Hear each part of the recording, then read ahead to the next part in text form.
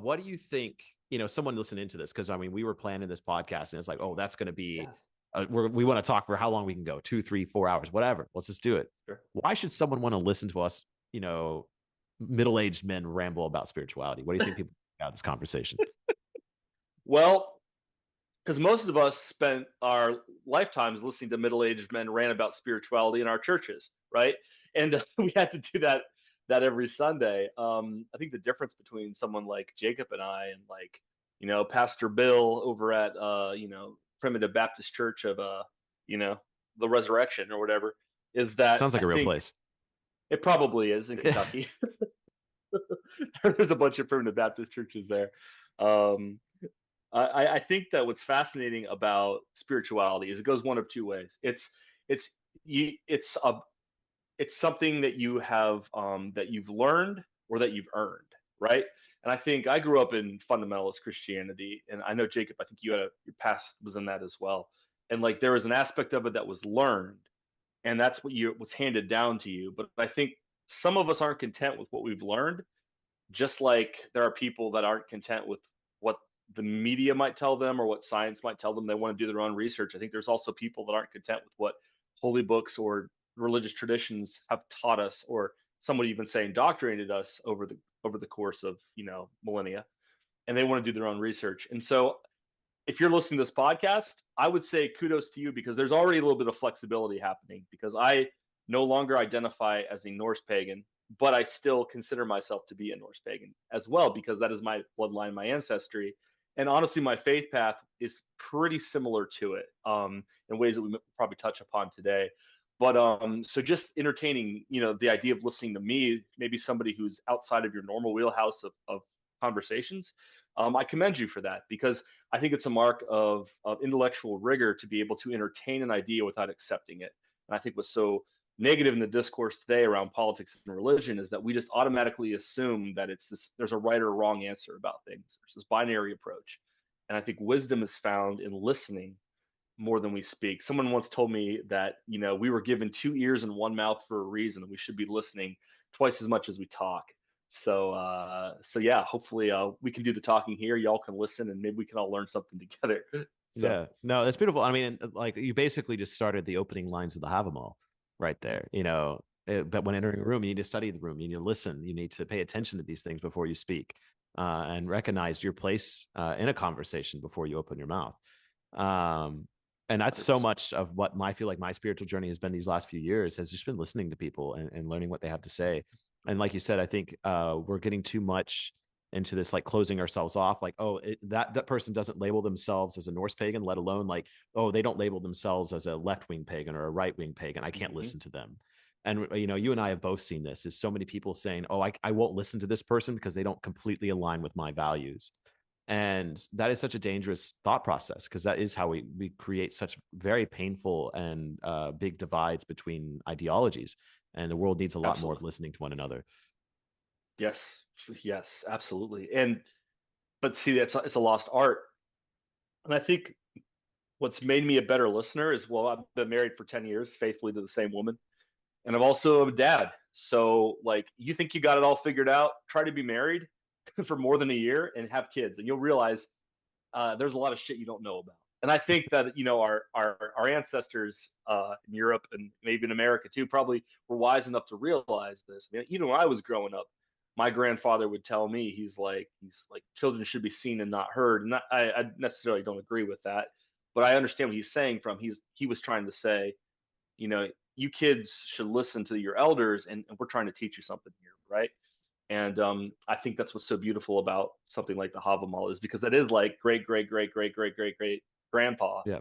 kind of telling us that same thing. And I think we would all be wise to sit and listen and reflect in the well of Mimir, and see where our weird is, and how, and what role we play in this great cosmic dance that we find Man, you're ourselves pulling up the well of Mimir. We have to dive into ayahuasca right away. in. Yeah.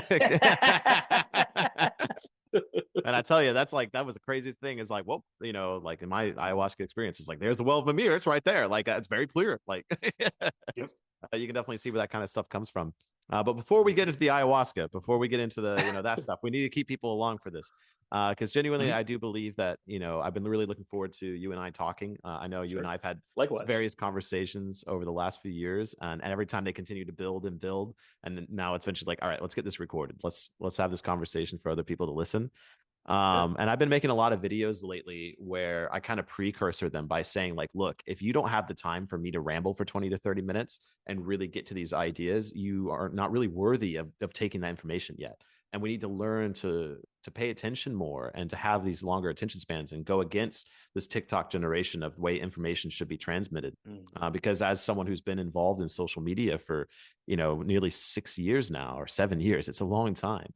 I've Mm. seen the death of attention spans, and I've seen creators start to make content more and more to keep spinning towards this.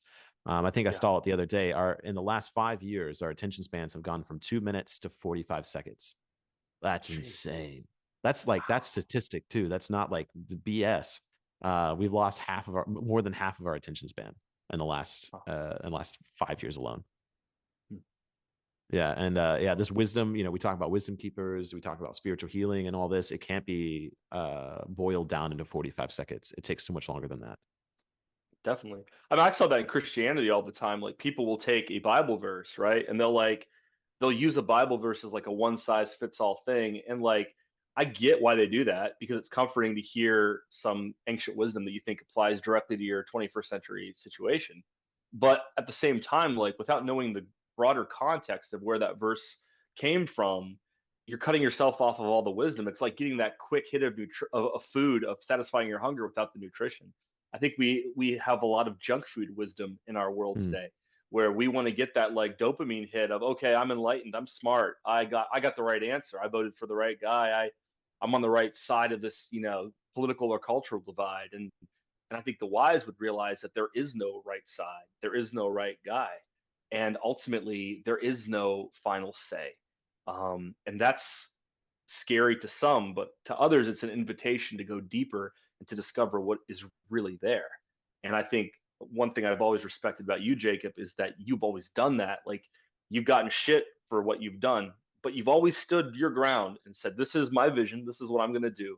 And and I think people were wise to follow you along with that. And as such, I see a flexibility in your thinking and in a strength in your movement where other different pagan adjacent movements over time they either splinter off, they get smaller, they get brittle, or they fail. I feel like yours is not only thriving, but it's doing good in the world with what's going on with Fellowship of Northern Traditions up in with Western North Carolina and different relief efforts. Yeah. Like I saw that your name got on like that like banner, which is incredible, Yeah. and that shows me that it's not about like UPG or like super intensive lore studies, but it's about how can we take this torch that our ancestors passed down to us and not only not blow it out, but also not burn ourselves and other people with it, and use it to light and heat the way forward for not just our people, but for all people on Midgard. And I just, man, skull to you. I got my freshly squeezed water right here. Yeah, skull. Thank you Mm, very much. Yeah, and I think, I mean, obviously, anyone that's watched my channel for a long time, has seen the physical transformation, but then of course, there's the spiritual transformation and everything. But yeah, the ideology behind the way I communicate about certain subjects, that's been consistent from the very beginning, and I really do feel like it was kind of this like, especially starting a channel in the heart of 2020. Woof, what a wild time to start a YouTube. sure. And especially to have all these questions thrown at you as a content creator. And Mm, one of the best pieces of advice I ever received was be like Gandalf. I was like, mm, oh, what does this mean? And the person was explaining it to me like Gandalf, in the white robes, fighting orcs and all this is almost always clean. He keeps himself clean, and it's like that's the mm, biggest thing you can do is always take that high road, always try to be a good person, always try to shine the light rather than going down and letting that darkness consume you. And we see that parable in so many characters and on the hero's journey and movies and fiction, whatever, is this idea of corruption. And I think a lot of times if you go down and you descend into the levels to fight in the trenches like that, like the corruption can take you and you become the very thing that you were fighting. And I think we see that in so many instances in our modern world as people who fly the flag of justice, but see themselves become the villain in the end. And you mm. have to be something different. You can't just become one and the same. You know what's funny about that? So within Sanatana Dharma or Hinduism, within Sanskrit, there's this honorific title that's given to, a guru or a shaman or somebody who is, or a yogi, somebody who has done this work of exactly what you're talking about, and it's Paramhansa. And a great example of that is this teacher named Paramhansa Yogananda, who wrote Autobiography of the Yogi, which was read by Steve Jobs and apparently Mark Zuckerberg. That, but yeah, so like there was like this idea, and what Parahamsa means is essentially a swan. And when you think about a swan, what makes a swan beautiful is they are equally adept on the water and in the sky. It's a shamanic animal, it's a power animal. And number Mm, two, though they are in the muddy waters, their white feathers never get dirty. And mm. so that's one of the highest honorifics within that culture, is to be a Parahamsa or be a swan. And I think indeed that's exactly what you've been. I mean, a lot of mud has been thrown at you, but I think in a sense the reason why you've navigated that well is because, as I've observed you over the last 5 years almost, it's never been, the Jacob show. It's I know I want to build something that is real and that is tangible and that brings honor and glory to my ancestors, but also is a container for their descendants, here in this time. And I think when your heart is pure and in the right place, and your intentions are good, and you're motivated by community and by faith and by truth and by actual justice, which ultimately at the end of the day means helping people know that they're not alone in the world and lending a hand when you can, like instead of just performatively saying the right pronouns, or you know denouncing other people that look like you because they didn't say the right things. I think you're in a sense like inflexible, and you are like the swan, because people would throw stuff at you, but what matters and what shines through is your intention and your actions. Yeah. And eventually, what they say, people are going to forget about, and the movements that these people have started will, they'll be in their own echo chambers, doing their own things, talking for eternity, and you might have a bad name on like Reddit in certain corners and things, but in the actual Yeah, tangible, Reddit does in not the like world me that, then. yeah, I know. I just got banned on Reddit from the Christian subreddit for literally like quoting the words of Christ, and telling a person not to read these ancient texts, but like look within and seek their own wisdom, and they banned me for it. So they don't like me either, man. But that's Yeah, okay yeah. with me. I'm not Yeah. here to be liked by Redditors. Um, we both have real beards and not neck beards, and that's something that we should keep in mind. Yeah, yeah. I've cleaned up the beard quite a bit, but no, it's funny you mentioned the water bird, because that's, like one of the tattoos of the spirit animals is the water bird. And the Mm, water bird in Finnish mythology is the Ilmater, I think it's Ilmater. Don't quote me, Finnish people, but one of the main figures in Finnish mythology is the bird that lays the eggs that created the universe. So it's like the most sacred animal, one of the most sacred animals to the Finnish people. Um, but let's kind of reel it back, because we mentioned a lot of yeah, things. We've already mentioned kind of. dharma, we've already mentioned Mm, yogis, we've already mentioned your Christianity subreddits, and so it's like we're not just talking about one thing here. We're not just talking about Norse paganism. And so let's take people on a journey to your spiritual journey. Like, what was your first eye-opening experience? How did the experience progress? And then, yeah, kind of give people a background for who you are a little bit more. sure. So I mean, I grew up like a lot of people in Ohio. Well, not like Ohio, in Christianity in Ohio. I guess a lot of people grew up in Ohio too. That's why Same. Gen Z is always talking about Ohio, right? Like, I guess it's that place. That meme. Wait, it's been Ohio. It's all been Ohio this whole time. Always has been, or whatever the astronauts. Um, Ohio has a way of definitely making its presence known, and I love Ohio. I think Ohio is a great place. Cincinnati chili, best. But anyway, I grew up there. I grew up in like Church of Christ, right? So, um, essentially, my upbringing was, I was homeschooled. There was the church we grew up in, or the maybe not the church, but the group of people we hung out with the most, really were firm believers in the end times, and so they thought two things: that the world was kind of evil and corrupt, and original sin and all that stuff, and that we had to be in the world but not of it. And number two, that like at any point Jesus was going to return, and the temple was going to be rebuilt in Jerusalem, and he's going to rapture us, and then everyone else was cooked essentially. And so that was a big part of like my cosmological, ontological understanding. Demons were real. They were behind things like Harry Potter, Pokemon, psychedelics. Democrats, whatever.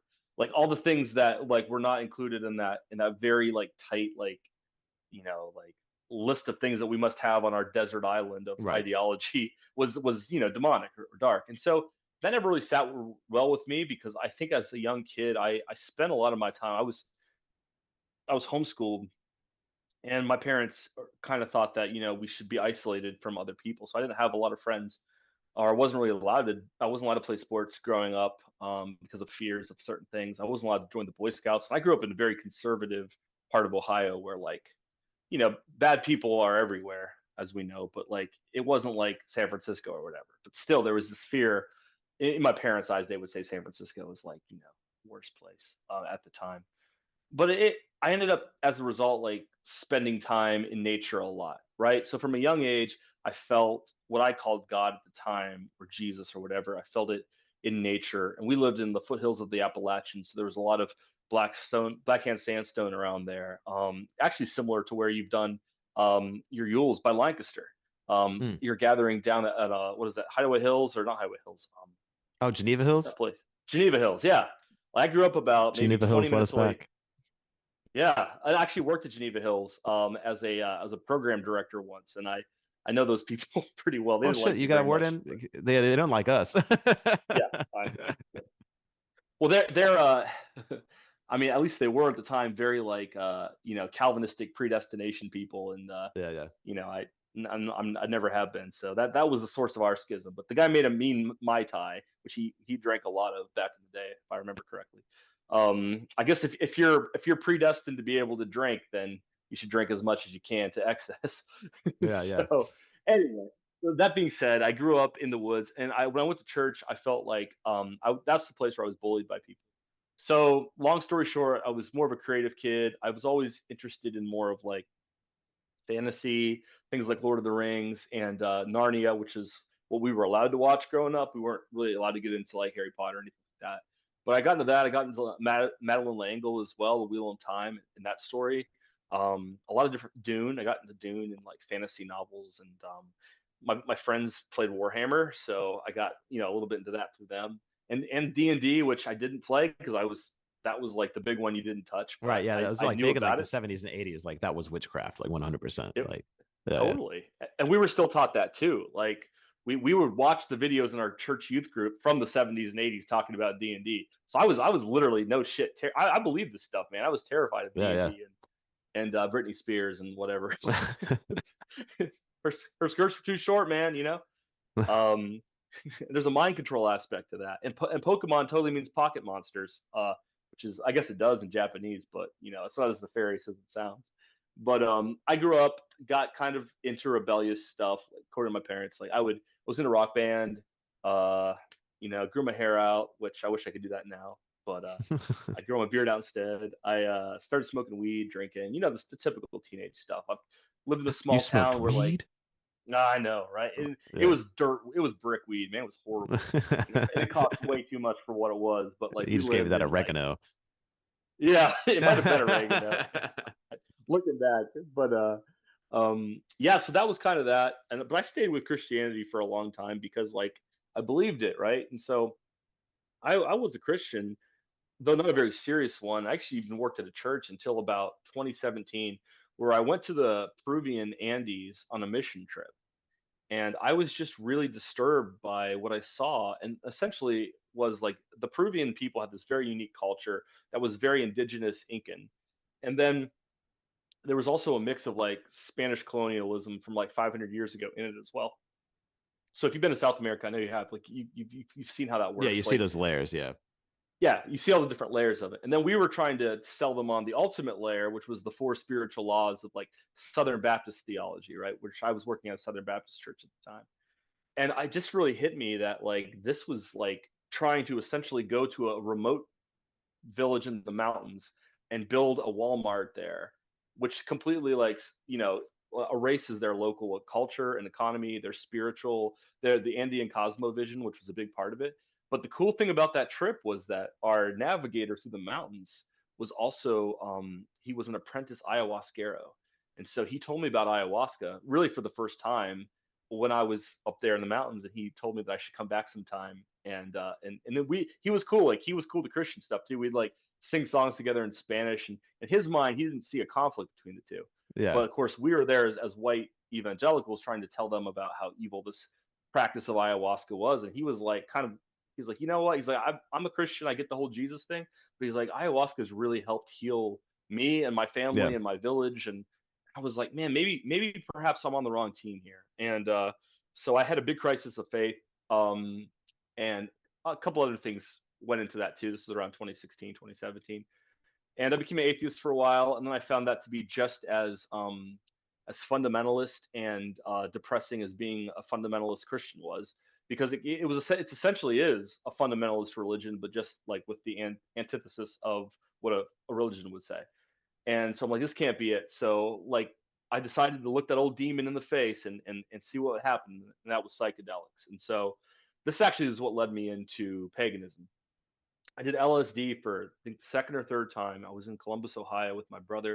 I was looking up at the sky in a beautiful blue day, and I kid you not, Jacob, I saw the runes in the sky, like in gold. You know how it can be, like when you're in that state, everything's kind of watery and dreamy. Mm. But I saw, and I knew intuitively. Maybe it was an ancestral memory. I don't know. I'm English and Norwegian on my dad's side, so I don't know if that was calling out to me, but I just knew what it was. And my brother was there with me too. And so like after that, I looked into it, and there were some guys in Columbus, Ohio, that had a mead hall set up. They had a small gathering, and I started to learn with them, do lore study with them, and that's what really kind of started me on the pagan leg of my journey, which was welcome to me because like this was the first time I had approached spirituality outside of the lens of Christianity and really started to work through things for myself. So I know that's a lot, so I'm just going to pause there, but that's what essentially Yeah, got me into and when I eventually, met you. right. Yeah. Yeah. Yeah. Yeah. And I was just reflecting on this with someone last night, and it's always interesting. I love when people ask me questions, even ones I've answered a million times, because I always find new things within them. Especially as my journey progresses, is an interesting mirror. And so someone asked me the other night, like, what's your spiritual journey? How did you get to where you are now? And one of the answers I gave is, for me, the church was too much about selling belief and not Mm-hmm. enough about providing experiences.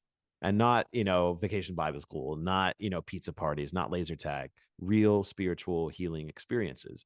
Because that was always 100%. my critique of the Baptist church. Is it always felt like, well, you're going to get baptized and that's it, and then you're good, and then Mm-hmm. just don't sin and all that good stuff. Vote the right way, and Yep. do what the Baptist church tells you to do, and you'll be good. And that was it. That was the religious experience. And I know people have countered me in the comments and saying, "Oh, there's more than that." But I think for most people, that is the religious experience that is sold for Yeah. Christianity. And so that experience never sold me. And I got out of the church before being baptized, and Yeah. that's when I started pursuing what religious experience was. Yeah. And I think that's when Buddhism was an early adapter, because I always saw TV Mm-hmm. shows and cartoons of meditation, and I was like, oh Mm-hmm. yeah, this sounds like an interesting experience. But I tell you, man, the one movie that was like really eye opening to me, of all the movies out there, was James Cameron's Avatar, because I saw those blue Mm-hmm. people in them trees, and I'm like, dude, I want to have a relationship to trees like those blue people. But it Yeah. turns out you can, and it's called the soul vine. It's called ayahuasca, basically. Yes, it is. Yeah, yeah. But yeah, so that's what I started pursuing, is this idea of what the Mm-hmm. religious experience was. And then I started having religious experiences with the Norse deities, the Norse concept. Mm-hmm. And for several years, that was enough for me. I was doing, watching Heilung and like, okay, what's Yeah. Heilung doing? Let's try to do what Heilung's doing. Um, and then it became, exploring other cultures and other techniques, and understanding that there are many different tools, rituals, and ceremonies that can provide you these experiences and to connect you with the divine, whatever that is. Mm-hmm. And so now, at this point, like you were, talking about how this man in the Andes, it was like, oh yeah, Christianity, Jesus, he's cool, but I'm Mm-hmm. going to still do my ayahuasca. And I was just Yeah. reading a book on the Crow people. And the Crow people, when they first came in contact with Christianity, they referred to everything as good or bad medicine, which is very common in Native American tribes. And so there was, things saying like, oh, it seems like this Jesus, he has good medicines. It's like, Mm-hmm. we He have good does. medicines too. Mm-hmm. And so that's, I think that's a good way to look at religions and rituals, techniques, is, yeah, there's some beneficial things there. But there's also, I think, good medicines, but bad doctors. Ooh, that's good. I agree. I think I want to say too, to clarify, it's easy, I think, sometimes when you're younger, or at maybe a less mature place of understanding, to like blame your parents on things. The stuff that happened to me because of decisions that my parents made. However, being a dad myself now, I understand that they genuinely thought they were doing the right thing, right? Like they weren't like these evil, like Cinderella's, like mean stepmother or whatever. Like they genuinely thought that what they were doing was right. And they were doing it because they were, like you said, the doctors that they were listening to were telling them that this is what they needed to do to raise up their children. And what's so interesting is, like, I remember being a kid, there was always these books about how to be a parent, how to be a child. Dr. James Dobson was a big one. A lot of other different things over the years. I try to raise my children entirely through intuition, because the way I see it is that the brain is usually not where the medicine is. The heart space is where the medicine is. Mm. And when you connect to a person's energy and you're able to be around, say, your child, if you go to your brain and like Dr. Spock's like 8 methods for dealing with, distemper or whatever, you're gonna like trip over your mental dick and then just fall down the stairs of bad parenting. But if you're just there in that moment with that child and you're just like from like almost a resonance space of like a heart space, being like, what does this child need? Usually what the child needs is to be close to you. They need you to work on yourself and heal yourself Mm. so that you can bring them the medicine that they need. And I think the reason there's so much religious trauma and political trauma and there's so much trauma in the world is that parents, instead of healing themselves and offering the healed self back to their child, they're in a way trying to heal themselves by having their children fulfill the things that they lacked in their own life, Mm. sort of vicariously living through their children. When I think that children, in a sense, very contrary to the idea of original sin, which tells us that everything was broken because of Adam and Eve, and everyone that comes into this world is born into sin. I think Yeah. everyone in this world is born perfect. And I think that's any wisdom tradition will tell you that. And we're a clear mirror of that which is, of Mm. the entire world tree, all the realms, all the branches.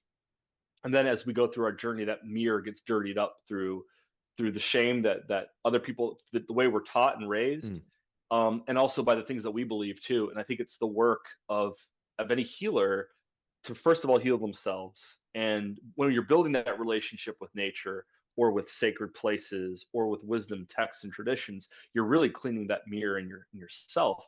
And so I think eventually you realize that it's not so much about which is the correct brand of cleaner to clean my mirror. Is it Norse paganism? Is it Hinduism? Is it Christianity? Is it Shabibo knowledge and wisdom?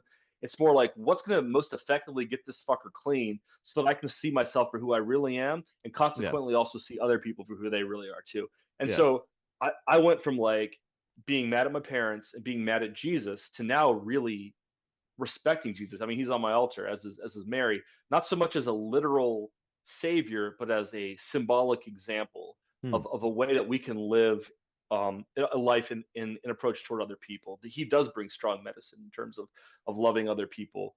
That being said, he's not the only God or the only way to God. I absolutely believe that Mm. with all my heart.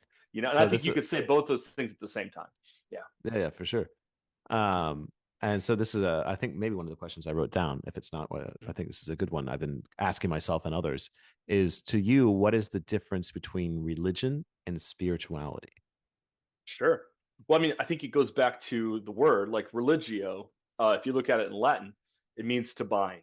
So religion is binding yourself to a principle or an idea. It's saying that some prophet, and most of the time when we think about religion, we come at it from the concept of the Abrahamic religion, whether it's Judaism, Christianity, Islam, and all of those have like a holy book, a founder, and like a certain divine set of teachings or prophecies that need to be adhered to. So religion is a tool for social cohesion and control. It's a way to maintain Abrahamic religion, let's put it this way, is a way to maintain hierarchical systems of power. It's a way to moralize, like think about the divine right of kings in the times of medieval Europe. It's a way to get God to sign off on a leader, no matter how morally abhorrent that leader is. And it also provides a very black and white system of navigating your own morality. So religion to me is to bind to this thing that you have not created, but you live, but it essentially creates itself through you. the more religious people that you see, the more they all kind of start to sound the same, think the same things, believe the same things, and dress the same, act the same. I mean, it's any cult behavior stuff. And I'm not knocking that, because I have a lot of empathy for that, because I too used to do that because I thought that was the right way to do things. And I'm not saying it's not the right way to do things. Mm. Maybe there is somebody who finds a lot of peace in going to church and hearing the choir and the pastor say the things. Maybe that's the medicine they need. And I think part of spirituality is honestly looking at every situation that a person might be in and saying, okay, maybe they're receiving the medicine that they need for themselves in the moment. Now, to contrast religion with spirituality, spirituality is a hell of a lot harder. Um, I guess a good way to put it is Christianity or religion would be believing that the death and blood of Christ is enough to save you. Spirituality is following the example of Christ and doing what he did in order to save yourself. And I say that in more of a metaphorical Mm. way because that's a very resonant symbol that resonates with people. I think spirituality is recognizing, is going into those dark places, the dark night of the soul, the subconscious from like a Jungian perspective, the collective unconscious. It's going on the hero's journey. A lot of religious people never leave the Shire because they're afraid of what they're going to see. But certain people just can't stay in the Shire. They got to go on the quest. They got to go to Mount Doom. They got to get rid of that thing that's killing them. And religious people often will cling tighter to that thing that's killing them. They bind themselves to their wounds more often than have those wounds transformed. At least I've seen in my life. Mm. And that's why instead of bearing the fruit of the spirit, love, joy, peace, patience, kindness, goodness, they get really big into politics or culture war stuff. That's none of that matters at all in the grand scheme of things. What Yeah. matters is what can you do to transform the culture around you. That's by living in alignment with your values and principles. And some religious people absolutely do this. Don't get me wrong, Yeah. but a lot of them, as they get older, if they bound themselves to the ring, right, to their wound, they're going to speak out of that wound. It's speaking out of the wounds of Christ. Yeah. So hopefully that's a good definition. I don't know. I mean, Yeah. Yeah. I think we, well, it'd be interesting because, it's a different way I define it. And, I yeah. think How do that's you a big define thing it? with, Yeah. yeah, I think that's something I always do it within like really big debates, especially with people I don't know, is like, let's define terminologies because Mm-hmm. a lot of times we use the same words to describe different things. And I Exactly. think it's really important to define those things within language. And so for me, spirituality is the study of the soul and the Mm, understanding of what spirit is, and the different wrappings that everyone tries to figure out what spirit is. Whereas religion is a set path to spirit. So spirituality is more mm, ambiguous because it is so many different things that all try to define what spirit is. Whereas Christianity is like, no, this is the path to spirit. There is nothing else. sure. Yeah. And Yeah. so Yeah. I that's what like makes that. it That's good. so, it's all different rivers leading to the same ocean, but just different types of rivers, different pathways, different boats, different methods. And I think that at the end of the day, it's like that. This is the argument I always have with my mother, who may very well Mhm. watch this episode these days. I did it, Mom. I bet you're an It, amazing woman, and I bet you make great food. very true statements. But something I've been Thanks saying for to watching. her, yeah, yeah, something I say to her is I think we believe more similarly than you think, because at the end Yeah. of the day, I think we all are trying to connect to the same source, the same thing. We're just using different languages and techniques in order to achieve the same thing. Mhm. I agree, and I think a key distinction between spirituality and religion is spirituality can be very both and religion can be very only this. Mm, And I think that both of those, there's a flaw in both of those things. Because I think on the spirituality, you look at New Age, right? There is like a lack of a cohesive narrative or an indigenous wisdom tradition that powers it. yeah, It's pretty much a buffet of a bunch of different things. And what happens, I see a lot because I observe this a lot. A lot of people go from New Age, they go from Jesus to New Age and back to Jesus. And then everything they did, all their crystals are demonic, and like it's in the reason why I think is because you're just trading in, the old cage for the new cage. You're still in this prison of beliefs that you haven't really necessarily arrived at yourself, but have been hoisted onto you. And a lot of times in Christianity and in the New Age, there's a profit motive behind it. You know, tax-free 10% of everybody's income is a pretty great business model, especially if you can get a lot of people, a lot of butts in seats. That's a lot of money that these pastors make. Same with the New Age, charging $888 for like somatic energy release it's a great way to make $888 and a really horrible way to lose $888. And so I right. think people get burned by that because again, it's like true spirituality, there is no profit motive, there is no power motive, there is no sex motive, there is no control motive at all. I think true spirituality is a conversation that we have with ourselves. Mm. And it's not necessarily this grand, glorious thing that's going to transform you to a god in 8 easy steps. Number 6 will blow your mind. It's more of like Dude, tell me about finding. number 6. Well, I don't know if we can handle a blown mind on this stream. Plus, I don't get censored by YouTube, but I'll have to write it down. But I would say that true spirituality is bypassing that entirely and saying it doesn't matter what's in it for me. It's not like an accomplishment that I achieve. Spirituality for me is about knowing what is true, what is real, and then living in light of what I've seen so I could be at peace with myself, which is so difficult in the crazy world we live in, and most importantly, in peace with other people, whether those are humans or animal spirits or tree spirits, or just being harmony and peace with everything we find ourselves in, finding where we are in the Mm. web of weird, and accepting with gratitude our position, not trying to advance it or look down on other people, but just be like, here I am and all is well. To me, if I can arrive at that place, that's the goal of spirituality. you know Yeah.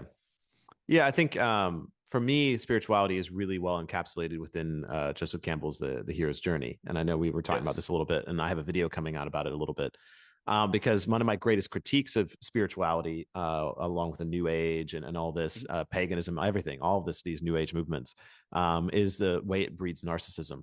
Yeah. Is once people achieve enlightenment, once they receive the gift, they then keep it to themselves and they don't want to share it, or they use it to control others or use it to abuse others. And again, I think we see this with the church and the 10% or the $880 somatic healing. It's like, oh, so you received the gift and then you turn the gift to make a profit, or you turn the gift not for the benefit of others. And within the hero's journey, once you receive the boon, once you receive the elixir of life, you have to go back home and share it with others and allow other people to then begin their journeys as well. And it's a very, in a pure form, it's a way of constantly giving back to the next generation, and the way we continue to build as a species. But people intercept that, or they don't know. I find many people within the narcissism sphere of spirituality aren't aware that they actually are doing it. I think they think they're genuinely doing the good, but in return they're only just massaging their own egos. Mm-hmm. Well, I think you're right. I think if you look at any great spiritual teacher, from Christ was essentially a homeless dude. Odin was essentially, he's a wanderer. He doesn't have many possessions. He just has his ravens and his wolves and his magic practice, and he wanders the realms to gain wisdom. Like, there is something to be said. I've heard it once said. A teacher of mine in more of the shamanic arts told me that, like, a true shaman is like a bird, because birds don't they're in the air a lot of the time, and they don't need to have a home to come back to. I mean, he's speaking metaphorically. I have a home. I have a job. I have a family, so I can't totally be a bird. But he said that, like, a true man of the spirit is more in the air or the higher chakras than they are connected to the lusts of the flesh, anger, lust, and greed, hunger, satiation. That's why things like um, fasting is such a big thing. Within the Hindu tradition, brahmacharya or semen retention is a huge thing too. It's this idea of, like, life and the adventure of life becomes very internalized. And as long as you're trying to prove something to yourself, which I think a lot of spiritual narcissists are trying to do, they're trying to validate that, hey, not only is my experience valid that I've had, but look at me, I'm this new person now. This is my thing. Like pay me so I can feel like I'm contributing to society in some Mm-hmm. way. I think that's a very common, a very human reaction, especially in the materialistic West. But if we can get on the other side of that and say, eventually we're going to die. And if you've worked with Aya, as I've worked with Aya or psilocybin or any plant teacher, you realize that death is not the end of the story. Mm. The saga just continues forever. And if you look at life through the perspective of death, you realize that it's not about what you've proven to others, but it's about what you've proven to yourself, which again goes back to the All Father. He sacrificed himself to his self 9 nights upon the tree, and he took up the runes because in his mind, at the end of the day, I think he realized this whole thing, all of reality itself, I would even say, is a conversation that we're having with ourselves. Mm-hmm. And if we Or accept even a that, yeah, conversation with the ancestors. Exactly. The very reason we're sitting here talking about Odin, the Havamal, dharmas, anything is because at one point in history, someone wrote it down, or some point in history, someone discovered this or found it for the first time and started sharing their ideas, or like we're doing right now. And I think that kind of goes back to the Havamal and the idea of death within Norse belief, which I still find so very beautiful. Is the only thing that remains once you die is those who remember you. Exactly. Absolutely. Yeah. Yeah. So let's take another side here. Yeah. We went big. Let's Please. bring it back down. So I am curious, and more on a personal level, your journey with the Hindu belief path and things like that.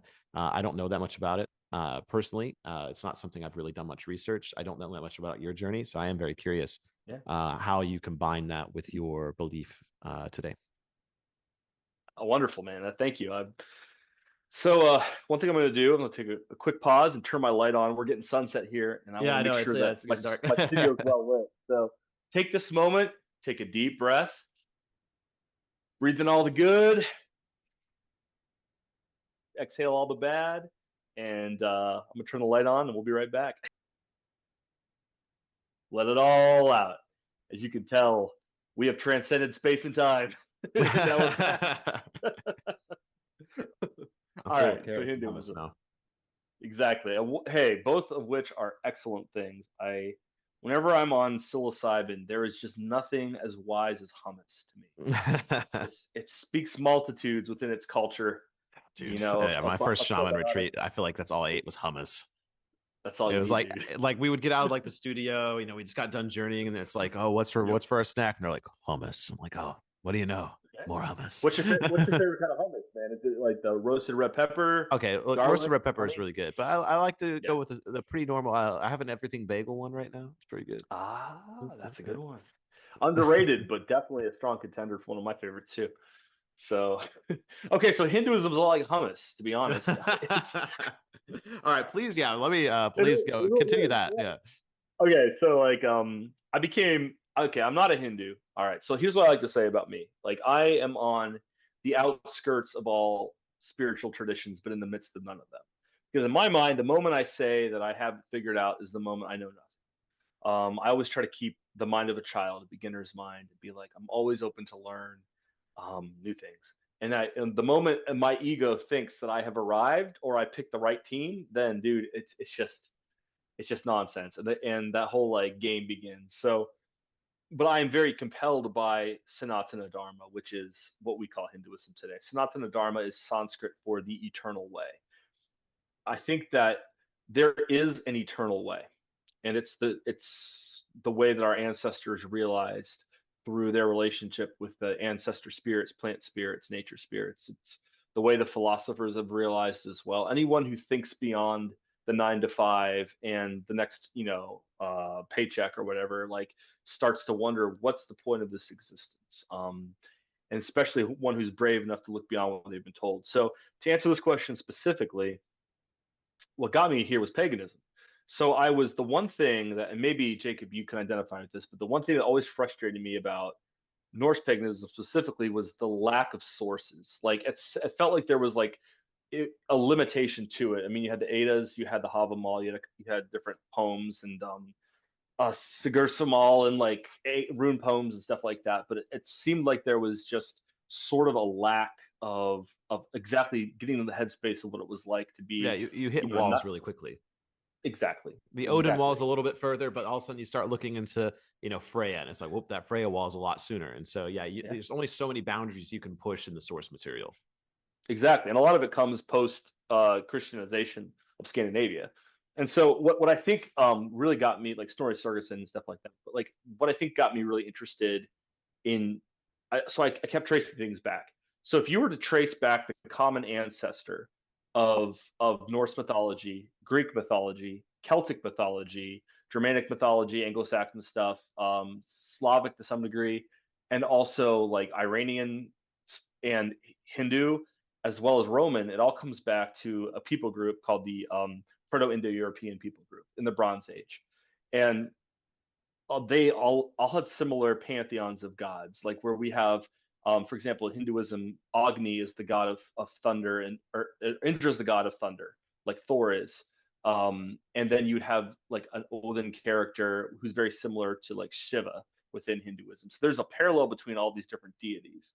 And what interested me a lot about Hinduism is, we'll just call it Hinduism because that's just what everybody knows it as, is that it is the oldest, well, not the oldest, but one of the oldest remaining shamanic traditions on the planet that has not been corrupted by an Abrahamic religion.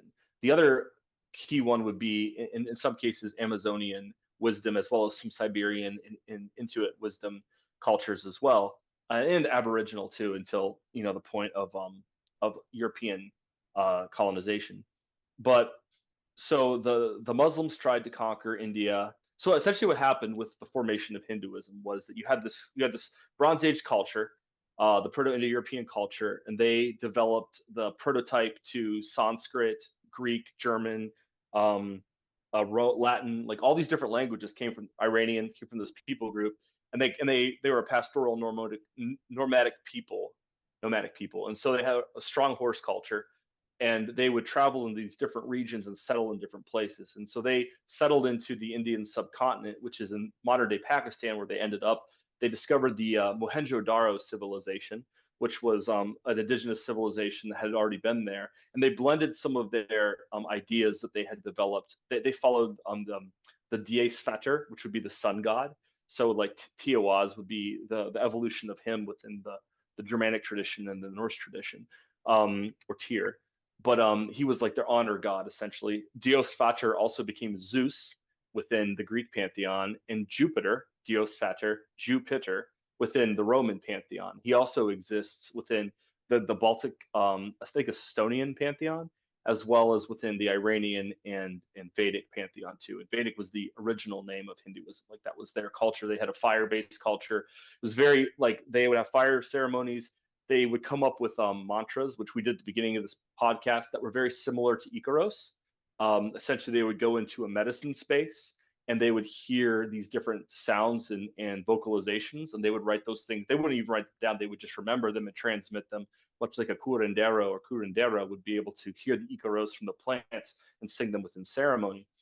What also is really fascinating about Hinduism is that, much like ayahuasca in South America, they had a plant called, or the plant combination called soma. And nobody really knows exactly what soma is, but it was a combination of several different plants, much like ayahuasca is. So you have like DMT and an MAOI inhibitor, so you're able to essentially tap into that whole frequency. And people think it was very similar to what they were working with. So they were using plant medicine. They were using it. They were using it to connect to the nature spirits. They were using it in a very shamanic way. And then over time, as civilization went from pastoral farmer-gatherer to and nomadic to more agrarian and civilizational, then Hinduism evolved to be more philosophical. You would have different schools come up like Gaudiya Vaishnavism or Advaita Vedanta, which is more philosophical than shamanistic in nature. But even with the addition of these more philosophical modernist interpretations, it still has that shamanic root to it. Like the entire like understanding of the Hindu cosmology is based upon what the rishis heard, and the rishis were essentially sages that would drink soma in the mountains. They would get these downloads from spirits, or whether it was the great spirit, the ultimate spirit, or whether it was the spirits of the plants that they were nearby or the location that they were nearby. And then they would orally transmit that down. That became the Vedas, which were which everything else in Hinduism is built upon. And so to me, the reason I'm really fascinated with this set of symbols is because it fleshes out what I was trying to find within paganism, and it provides me this unbroken lineage and rich philosophical framework with which to understand what my ancestors might have been thinking in a pre-Christian context. So hopefully that makes sense. Yeah, for sure. And something I've been getting at a little bit lately, and my video on Carnunos Sanunus came out today. Mm-hmm. The And when horn you look at god. the horn god, yeah, and when you look at like the artwork from like the Bronze Age and seeing how closely it resembles artwork from like the Indo-Iranian era and stuff like that, it's Yeah. really incredible. And especially when you look at like the Carnunos and realizing he's got the crossed legs as well, and so Mm-hmm. suggesting like these meditative poses. Or even like the one statue we have of who we assume is Freyr with like the like the Mm-hmm. hand with the erect the erect penis, Mm-hmm. The and then he is phallus, yeah. also he's also cross-legged. Hmm. And then like with the Picts and like their symbols are very like, odd for the region in which they were in. So it seems like, the symbols came from different places. And there's a lot of like information about like the Doggerland era when there was Doggerland there, of people leaving the flooded lands of Doggerland and going into Scotland and becoming the Picts. And so like where that information came from. And then there's some artwork in Scotland. I mean, it looks like it's straight from the Middle East, but it's from like the era of the Picts. And it is Exactly. it is really fascinating, the evolution of gods and deities and how they came to be, and then obviously how they were influenced by the land in which people were worshiping them on. Absolutely. And I would say too, like some people would say it's like an evolution of spiritual anthropology, but I in a sense almost believe more in like a devolution of it. Like you see pyramidal cultures across Mesoamerica, Egypt, etc. There's a lot of, like you said, commonalities, and almost feels like as time goes on, like we socially or locationally, geographically isolate the same wisdom within the trappings of the culture that we built around the location that we found permanence in. And I think it just points to the fact that the story of history is a story of humanity. And we love to, in America today and in the world, pick sides and say that, we're on the right side, these guys are the infidels, the bad guys, whatever. But if you have this open mind and just trace it all back, like Christianity has not always been here. Islam has not always been here. Thousands of years beforehand, it was Sanatana Dharma was here before any of those religions popped up in the desert. In fact, a lot of Christianity's ideas came from Zoroastrianism, which itself came from the Proto-Indo-European people, Indo-Iranian people that also created Hinduism. And so there's a common ancestor, but what's beyond them? What's beyond that culture? Obviously, there's Kemet or Egypt and all these different cultures, but And then we get into Agent one Apocalypse and Graham Hancock. exactly, which I don't think we're going to on this show because it's not necessarily helpful. But I think that it's foolish for a man to say that we have it figured out, no matter Right. what that is, and not be open to not only the evidence but also the intuition, because we all of us have as a gift from our ancestors countless generations of ancestral wisdom within inside of us. I think, as you've alluded to, plant medicine, shamanic work is a way to access that, which is with that DNA, which is within our cellular structure, Yeah. and that can illuminate our way forward. Because the way we're doing it, the way we've done it in the West for the last 500 years, is clearly not working. The wheels are falling off the bus. The whole thing's becoming a parody and a joke of itself. Right. And the world's descending into madness and chaos. And so it's going to require people who are willing to face madness and chaos in their own minds and their own lives to do the hero's journey on behalf of other people, come out the other side and say, hey, we don't have to do this. There is another way in which to live. Yeah. And I think you're one of those people. And for that, I applaud you. Yeah, same to you. I mean, that's why we're having this conversation. I don't necessarily like terminologies as like the Great Awakening and all of Yeah. this. Like, No. sometimes I think it muddles what's actually being done. But it's one of the beautiful things about traveling is meeting all the people that Mm. are also having these conversations. And the sad reality is most people that are having these conversations hate the internet because we see what the internet is doing to us. Sure. And so, I mean, that's important why it's, important for us to have these conversations and share it and share it with other people to show that, even though I have much love and respect for my Norse pagan roots, is I don't want to put As do myself I. into that. Yeah. And I don't want to put myself into that corner of just like we started this conversation. Like it's not just that. There's so much more. We're evolving as a species. We're evolving as a spiritual understanding and a spiritual consciousness. And the answer isn't to go backwards. We can be inspired by the past, but we have to go forwards. I mean, my oath ring is on my altar, and I earned this, and it was very difficult to earn this oath ring from my brother Thomas up in Ohio. And we exchanged. I gave him a Mjolnir, and he gave me this. And this is a reminder. I mean, I'm the man I am, the father, the husband I am, because of the work that went into earning this oath ring. So I owe a tremendous debt of gratitude to Norse paganism, to my ancestors, to those that have led me the way. And I don't consider myself to have left that community. I think Mhm. I have integrated it into my being, and as I try to integrate all things in order. Honestly, I'll tell you what, man. My inspiration from the beginning has been Odin, because he doesn't hang out in one realm. He Yeah. goes to all of the nine realms, and his ravens are always coming back to him and giving him knowledge about what's going on. He wants knowledge. He wants wisdom. He wants metaphorical sight, and he doesn't see that necessarily in Asgard. He has the throne in Asgard. He's the king of the gods, but yet he still journeys and goes around the world because he knows that success and fame doesn't satisfy ultimately. King Yeah. Solomon in the Bible arrived at the same conclusion. He said that what matters the most is wisdom. I wish our leaders in our today's world recognize that, but they have daddy issues and mommy issues that they're still working out. And then we all have to suffer as a result of it. And so shame on you guys. Get your shit figured out. Drink some ayahuasca, meditate a little bit, serve other people for once, and then come back and lead us. We don't need you Yeah. to lead us. We need to lead ourselves. But you're going to continue to do it anyway. And you got all the guns and our money.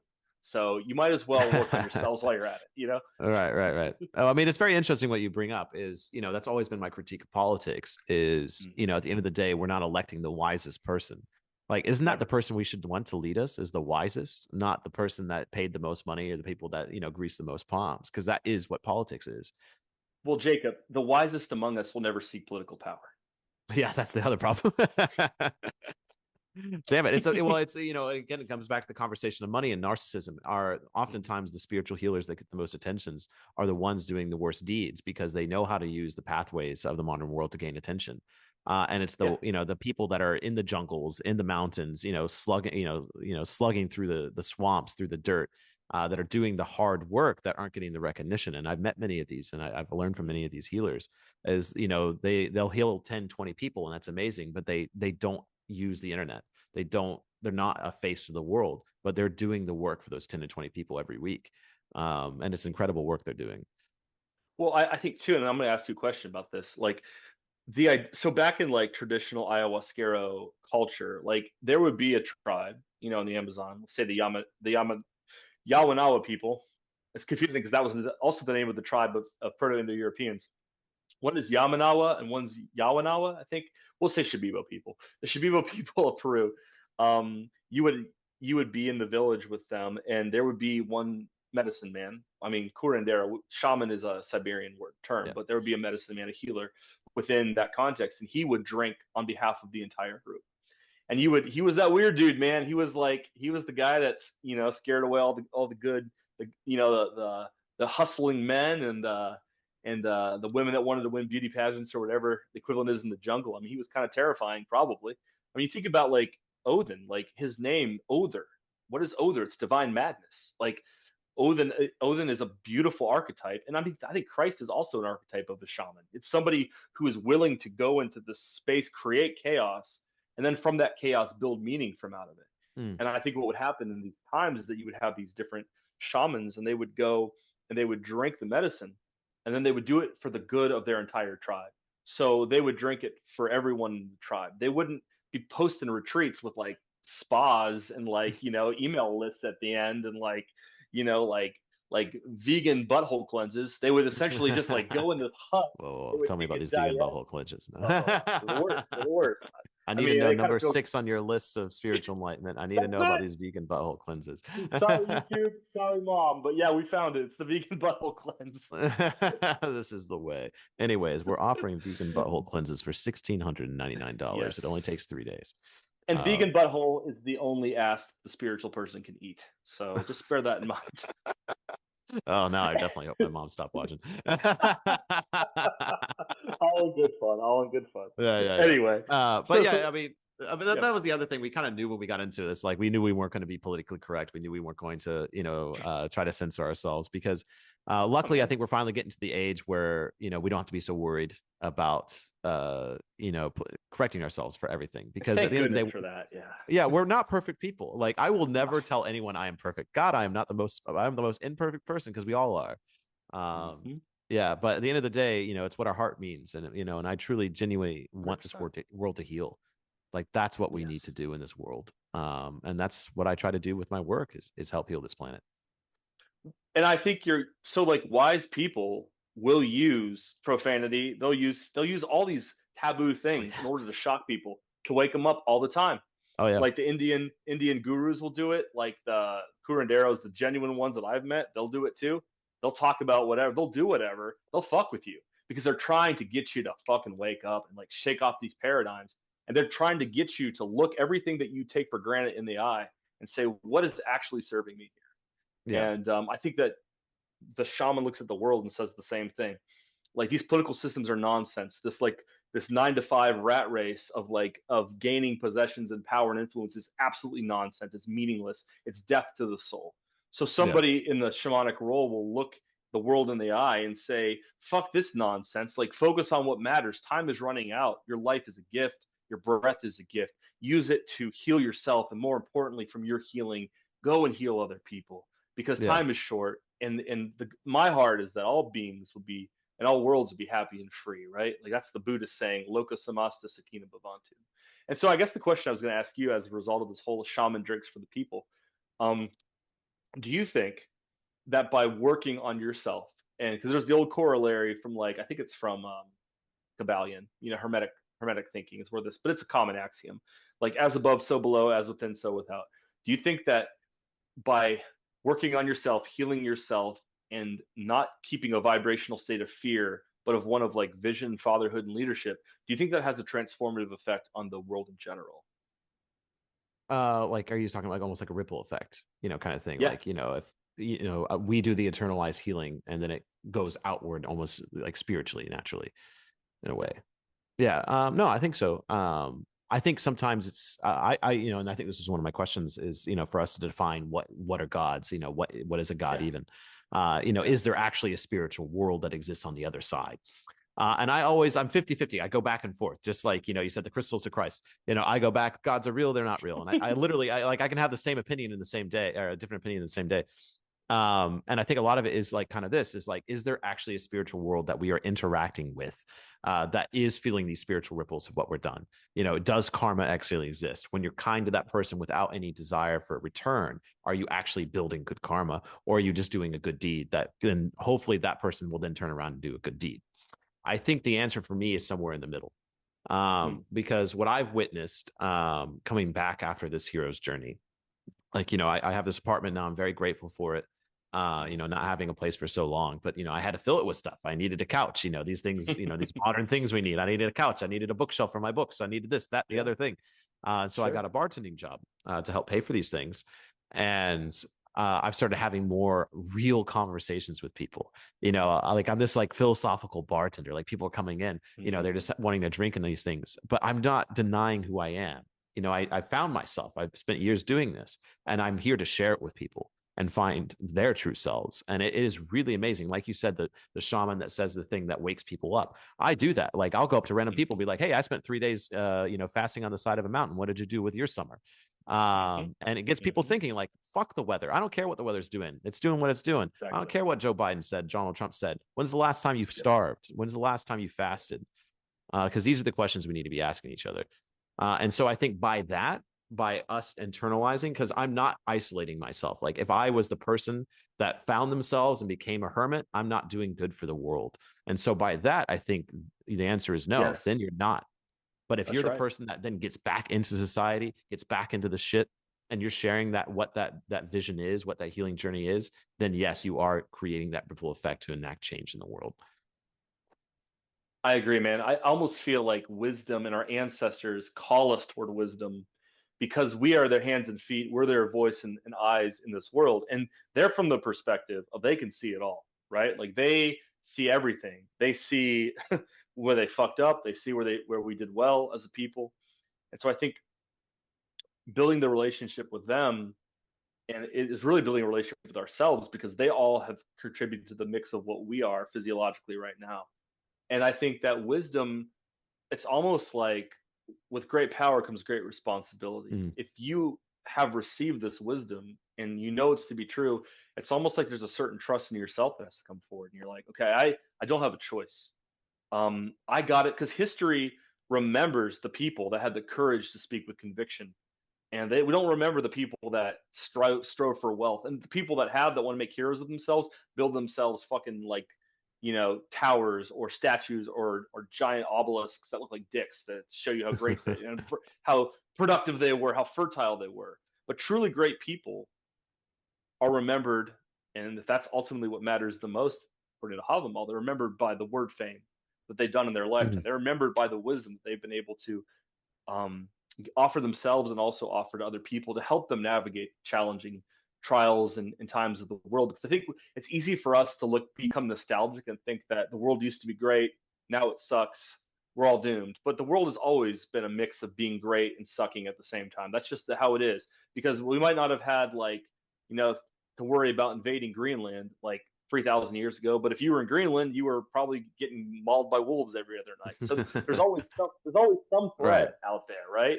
And I think wisdom is like, what is the thing that is beneath all the fears and behind all of the love, and that all things essentially merge back into, all things come from, all things come back into.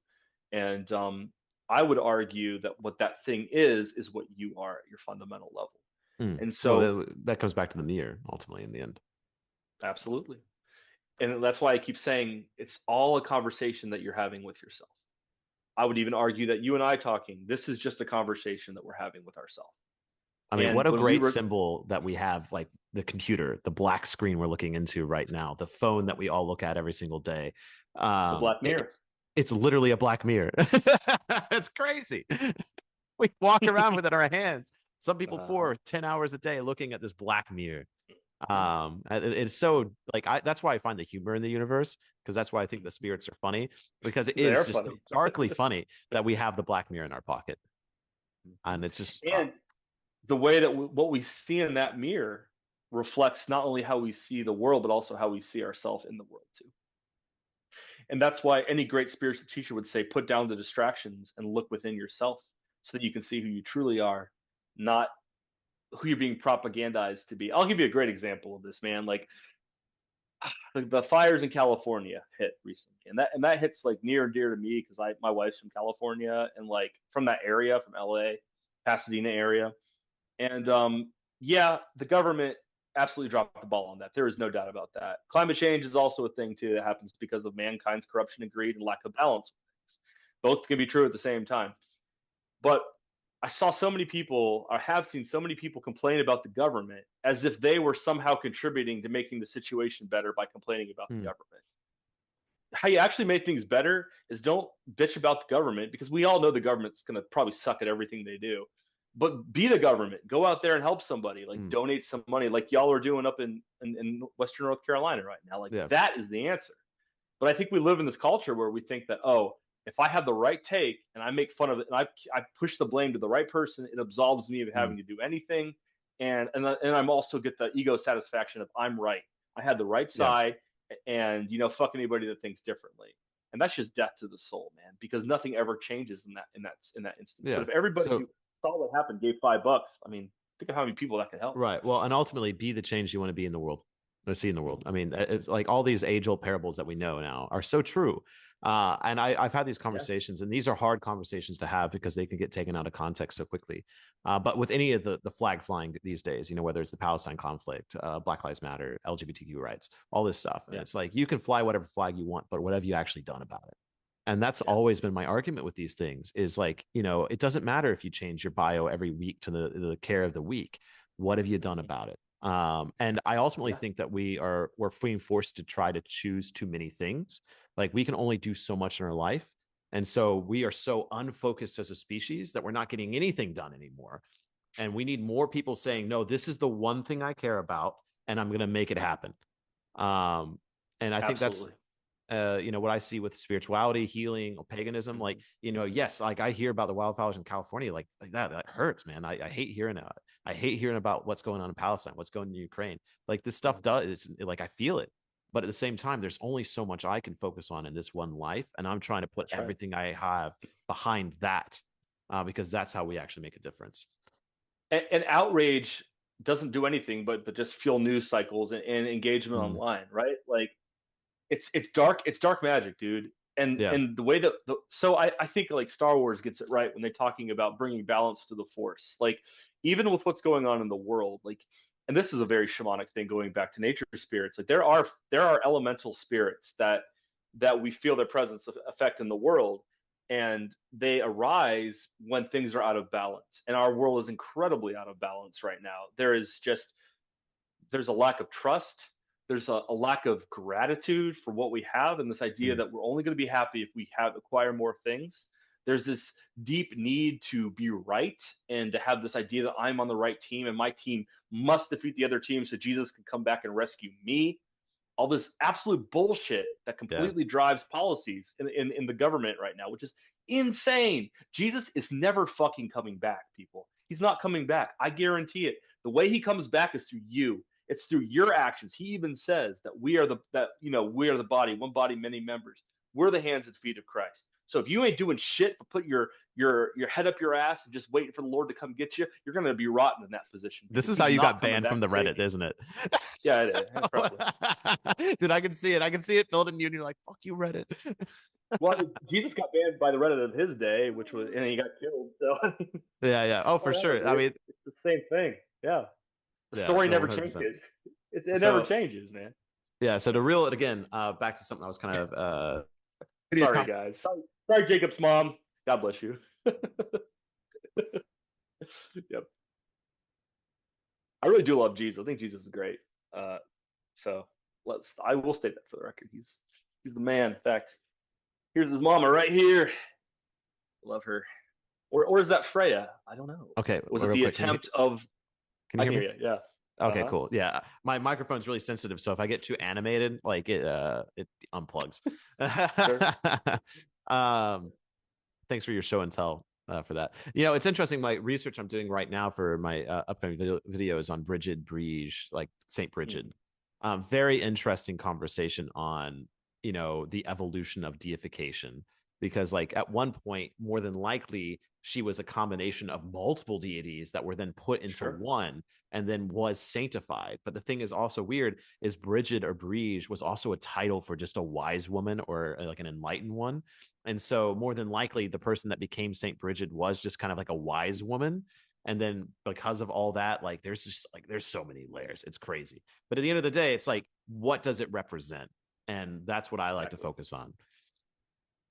Oh yeah, I mean, and this is a great example, like the Virgin Mary here, right? Like this, I'll give the Catholics some credit to this because they recognize that like pagan peoples, indigenous pagan peoples in Europe and South America, wherever the Catholic Church kind of spread to, there was a strong goddess worship culture there, and so they adopted that into their theology. And like, I mean, you even see her here; she's got like the moon on her feet as well, which is a very sacred feminine goddess kind of intuition here.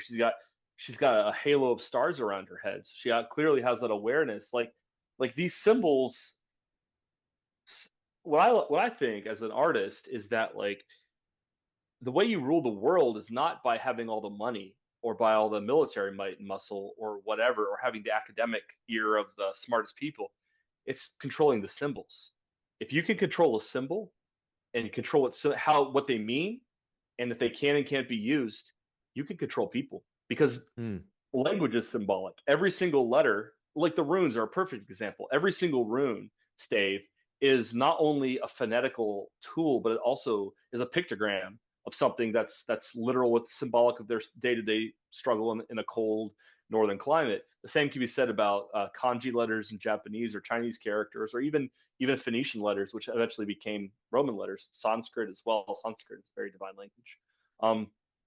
But think about symbols, okay? And I'm going to maybe I'll go into some hot water here, but like the swastika, great example. Like that is a good luck charm from from Buddhist times and from ancient Indian times. There was absolutely nothing at all perverted about that symbol. It was the solar wheel. It essentially just represented the four seasons and the Big Dipper's place within the sky. And as it went throughout, if you had a central axis point, you're looking down, you see the Big Dipper constellation move across the different equinoxes, and that created the pattern of the swastika.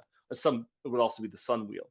Now, of course, that symbol was absolutely corrupted and infused with an entirely different meaning by Hitler, and now it can't be used in Germany, even though the symbol itself is completely neutral. It's just a symbol; it just represents something. But what it represents changes based on the people who wield it. It was wielded by a dark magician. And some could yeah. argue that the Star of David is doing the exact same thing, a symbol of God reaching up to man and man reaching down to God, and finding the commonality in the middle is now a symbol of oppression to the Palestinian people. The cross has been the same way. I always think it's funny how people like hang the weapon of their Lord's execution around their neck like it's something to be proud of. It's so weird. Like what if he was the Lord during the French Revolution? Would we all be wearing guillotines around our neck? Or like it's just so weird. Yeah. But I think, yeah, symbols are so important. And Yeah. another great one is medical symbols, the caduceus, which is a staff that's got two snakes going up either side of it and wings at the top. Now, this is actually typically a symbol associated with the Roman god Mercury, and who is very similar to Odin actually, and it's more about like communication and commerce, but it's also become a medical symbol. But what it Mm. represents is it goes all the way back to ancient Egypt, and it represents in India too, like these energies rising up the spine in the Kundalini experience, hitting the pineal gland in the brain, and the wings represent the expandedness of one's awareness as they realize true healing. And true healing doesn't come from pills or surgeries. True healing comes from releasing all these things that muddy our mirror and dirty our mirror. And that symbol too has been co-opted into getting us hooked on countless medications for the entirety of our life and being so afraid of death that we'll bankrupt everyone in our family to keep us alive another day. Yeah. And none of that is the purpose of healing whatsoever. you know, Yeah. Yeah. No, it's Symbols, they're crazy, so man. important. Yeah. Well, I mean, that's something I've been reflecting on a lot lately is actually paying attention to how much symbology is in our everyday. Like how much are we exposed to symbols that have been around for, thousands of years? And it is kind of crazy. Like when you actually tune yourself to pay attention to these things, they are everywhere. It's crazy. What are some ones that like resonate with you, I guess? Like what are some symbols that are dear to your heart? That because I mean you got Mm. some tattooed all over your arms. You have a bind rune and a couple other things. Yeah. Like Yeah. what are some ones that are special to you that have helped the way that you have a relationship with the gods and ancestors, but also with the world outside? Yeah, I mean, I think in general, the cardinal directions, obviously space holding and calling to the four directions is very common. It's very rooted in neo-pagan practices today, as well as traditional practices. And most spiritual circles I've been to do something with directions, whether indigenous or new age. But it's interesting, even seeing like the golden cock, seeing, you look at the, cardinal directions, on top of roofs, and there's the golden cock above it as well. And it's just like, we still do that. We have, Tesla cars driving around, but yet we still have this golden cock above the compass. I don't know. It's the stuff that like that makes me question of like, I think it's cool we still do these things. Mm-hmm. Yeah. I totally agree. Yeah, absolutely. I mean, they're symbols of our past that are we haven't let go of them because they bring us meaning. And Yeah. like, I mean, dude, even look at the symbol of the dollar. Like, it's one snake going up a pole. It's half of enlightenment. It's half of life. Instead of Mm, two serpents coming up the pole together to reach it, it's just looking out for your lower half of your chakras, right? It's about lust. It's about greed. It's about not always bad things, comfort, provision, feeling security, but it's only half the picture. Like even yeah. the very symbol of our money is telling us that this is just half the story. But you got to Yeah. be tuned in and be able to read the symbols, which honestly is why I think runes are so wonderful because like runes are just a wonderful metaphysical language that has so much depth to them. And the Yeah. idea that the origin is they were seen within the well and taken up and internalized, and Mm, the meaning was ascribed to them by Odin and then given to his people. It's just what a what a powerful message that leaves behind.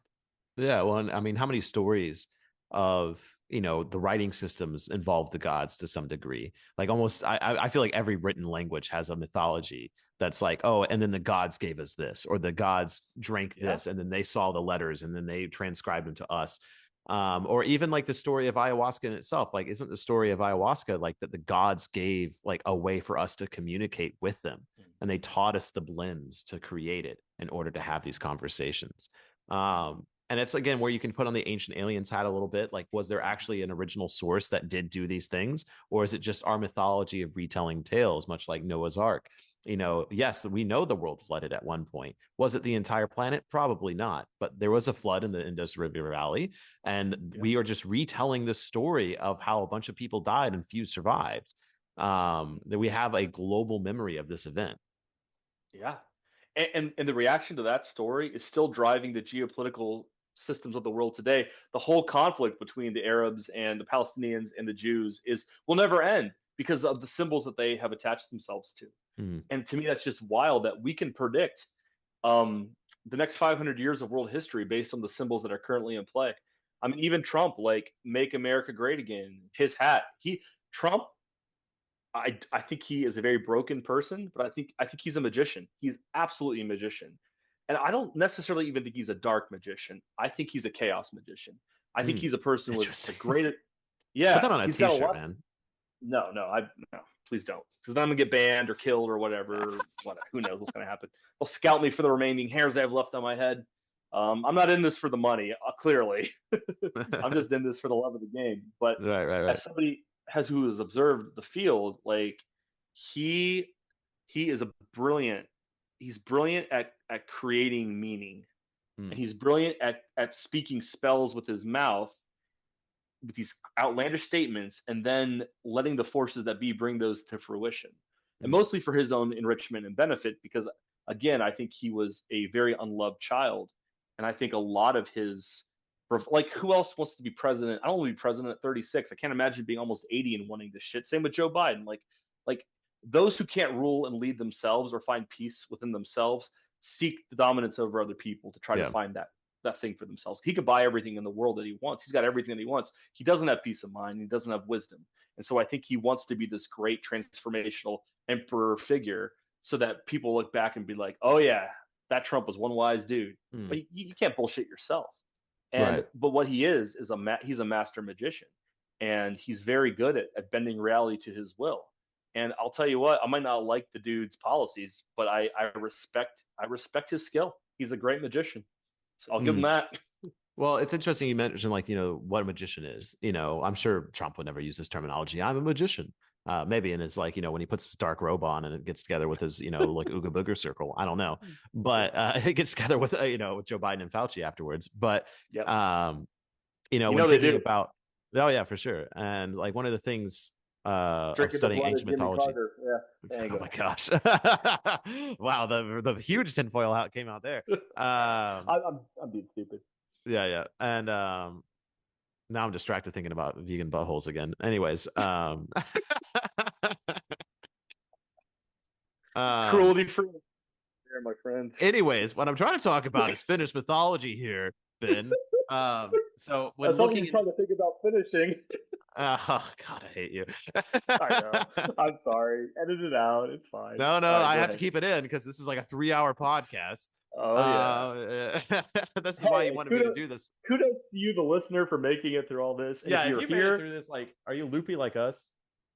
please like, comment, and subscribe to this wonderful man's channel because he's the best. And For he is going through it not with you. saying he's not endorsing any of this stuff. This is all me. And so comment about how annoying I am. That's fine. But like, this dude's the man. So give him a follow. I appreciate that. Anyway, finish Well, mythology. and yeah, kudos to the listener, man. I hope you're having a good time. That's Hopefully ultimately you're all we drinking want. something or smoking something. Yeah. Maybe we should have precursored this, like, get a little high, drink a little Yeah. something.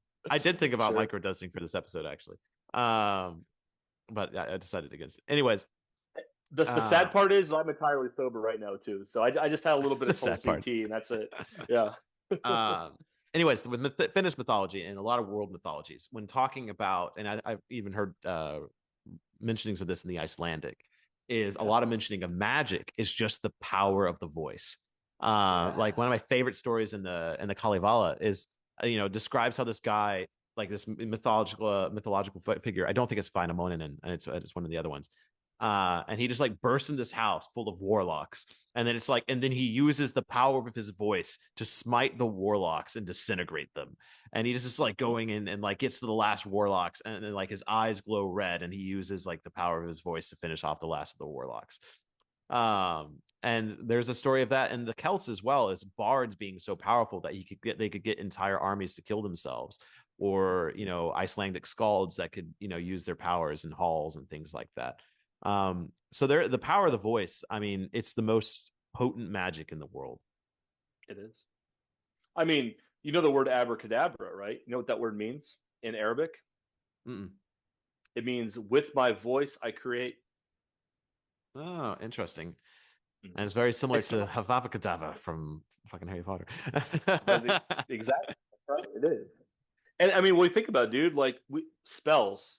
What do we do with words? We spell, right? Like we're going back to magic, like symbols. We're talking about symbols. Symbols are the most basic form of communication. Speaking of my own legal experiences in other countries where this is absolutely legal and allowed of entheogenic compounds. Yeah, yeah, I have an Odin thing going on here. I can't quite tell why. But I have come to realize that like that space is just so wild and crazy that like to come out of that jungle of the mind with a symbol is everything. It's like, wow, okay, now I have meaning for this. And I think that we as people are always just looking for meaning because our senses are getting bombarded by stimulus all the time, especially these days. And so I think I'm seeing a lot of people return to religion, and it makes sense to me because the world we live in is crazy. It's hard to go do the work and figure out why everything is shifting so quickly. So I'm just going to go back to this old way of believing that has always been here. And you look at throughout history, like war, times of great crisis, always bring people back to traditional religions because they're like, okay, there's this, and it's an impulse to let me get in touch with what my ancestors knew. And so I kind of applaud this approach. But my challenge is to the person who's not satisfied with what you hear in the pews is to go back a couple more generations of your ancestors and get your hands on something a little bit funky, and go in and wrestle with yourself and find out what symbols you can find for your own meaning in your own life. And do some And jungle medicine. yeah, absolutely. If you feel called, you feel Yeah, called. yeah. If It's you not feel for called, yeah, everybody. yeah. Yeah. Yeah, If you made it this far, you're probably called. So yeah. If you read it this far, just go do it. Go do it. It's been actually, I think, what is the date today? The 13th, I think it is. It's been a year since I left for ayahuasca. okay, so let me ask you a question, Jacob. Your Yeah, life before and after ayahuasca, like what were you? Who was Jacob going into that ceremony, and what was the Jacob that came out of that ceremony, and how about does 30 he pounds like? less. Probably a lot of Persian, right? Yeah, A bit great. hairier too.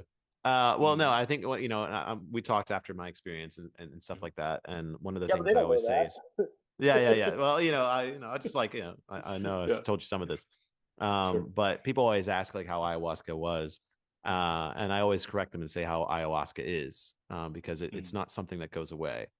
Like the initial pretty color effects, like yeah, it's fun, it's different, it's crazy, but the way it changes the way you think about things, the way you look at relationships, the way you look at our world, it's there forever.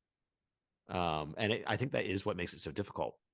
And I think we in the West, or we in the modern world, have much more disadvantage to doing things such as psychedelics and ayahuasca, is because the medicine man, he gets back in this canoe and he goes back to his village, living in a part of that spiritual world more so than we do.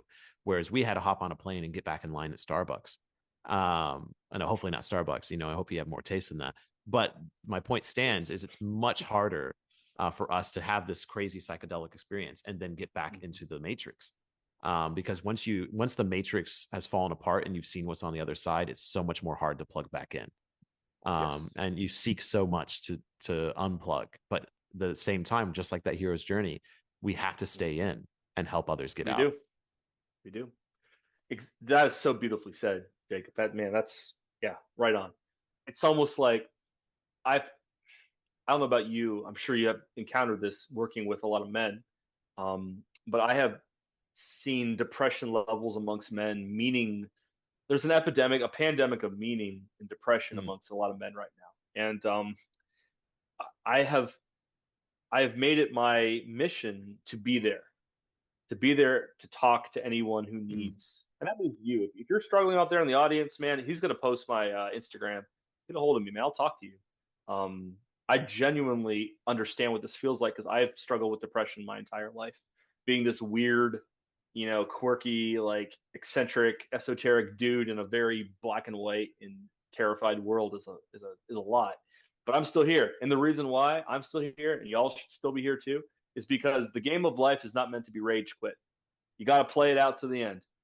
If you've ever played a game, let's say you're playing a campaign like Zelda or I don't know, man, like old school Halo 2. I was one of my favorites. Dude, And you you go, haven't played video games in a while, have you? I got kids, dude. I'm watching Roblox and Paw Patrol. That's what I'm up to. It's been a while, but whatever they got these days. Like if you pull out the controller, I'm so old school that yeah, this is how it used to be. Like you pull out the controller, you rage quit the game, and you had to start over. I grew up in like the Sega Genesis era. That's how old I am. But what I've learned in life, it's much the same way. I think reincarnation is true to the sense that we. My fundamental spiritual belief is tat vamasi, which is Sanskrit for you are that. There is, in my understanding, in my experience, there's only one of us here. And that one of us takes an infinite amount of forms, an infinite amount of symbols And here's why.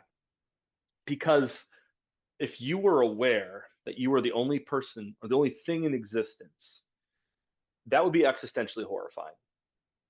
And some things are horrifying. I mean, in a sense, it's Lovecraftian. Um, and so, what I believe that we have done over the course of the lineage of mankind is incarnate into Midgard, into all the other different nine realms as different things, different spirits, different objects. It's almost like the tree, the world tree itself. Like we are all leaves on the world tree, but every single leaf is also part of the tree. And once those leaves give up their body to die, then the energy leaves those leaves and goes back into the tree. And if we're a leaf on a tree that falls off before it's our time, then that energy is still stuck in that leaf. We haven't completed that entire cycle. And so therefore we have to grow again through to fruition and maturity before we can drop off naturally and then return back. And if you look at the Buddhist traditions, the Buddhists will say that there are some that are bodhisattvas, and they take this vow when they're conscious of it that I never want to enjoy the rest of Valhalla or heaven or whatever you want to call it. I want to come back and help serve other people until all of us are happy and free. And so, to anybody who's struggling right now, I just want to let you know that your existence matters so much. Even if you're not a dad or a husband or any of those things, you might be one day. And the fact that you can articulate your own thoughts about things, think for yourself, you can offer your skill set. Maybe you're great with your hands, a man of the earth, carpenter, craftsman of some sort. Maybe you're a great ideas guy or a bard of some sort, play music, can make mead. Whatever you can offer is so valuable.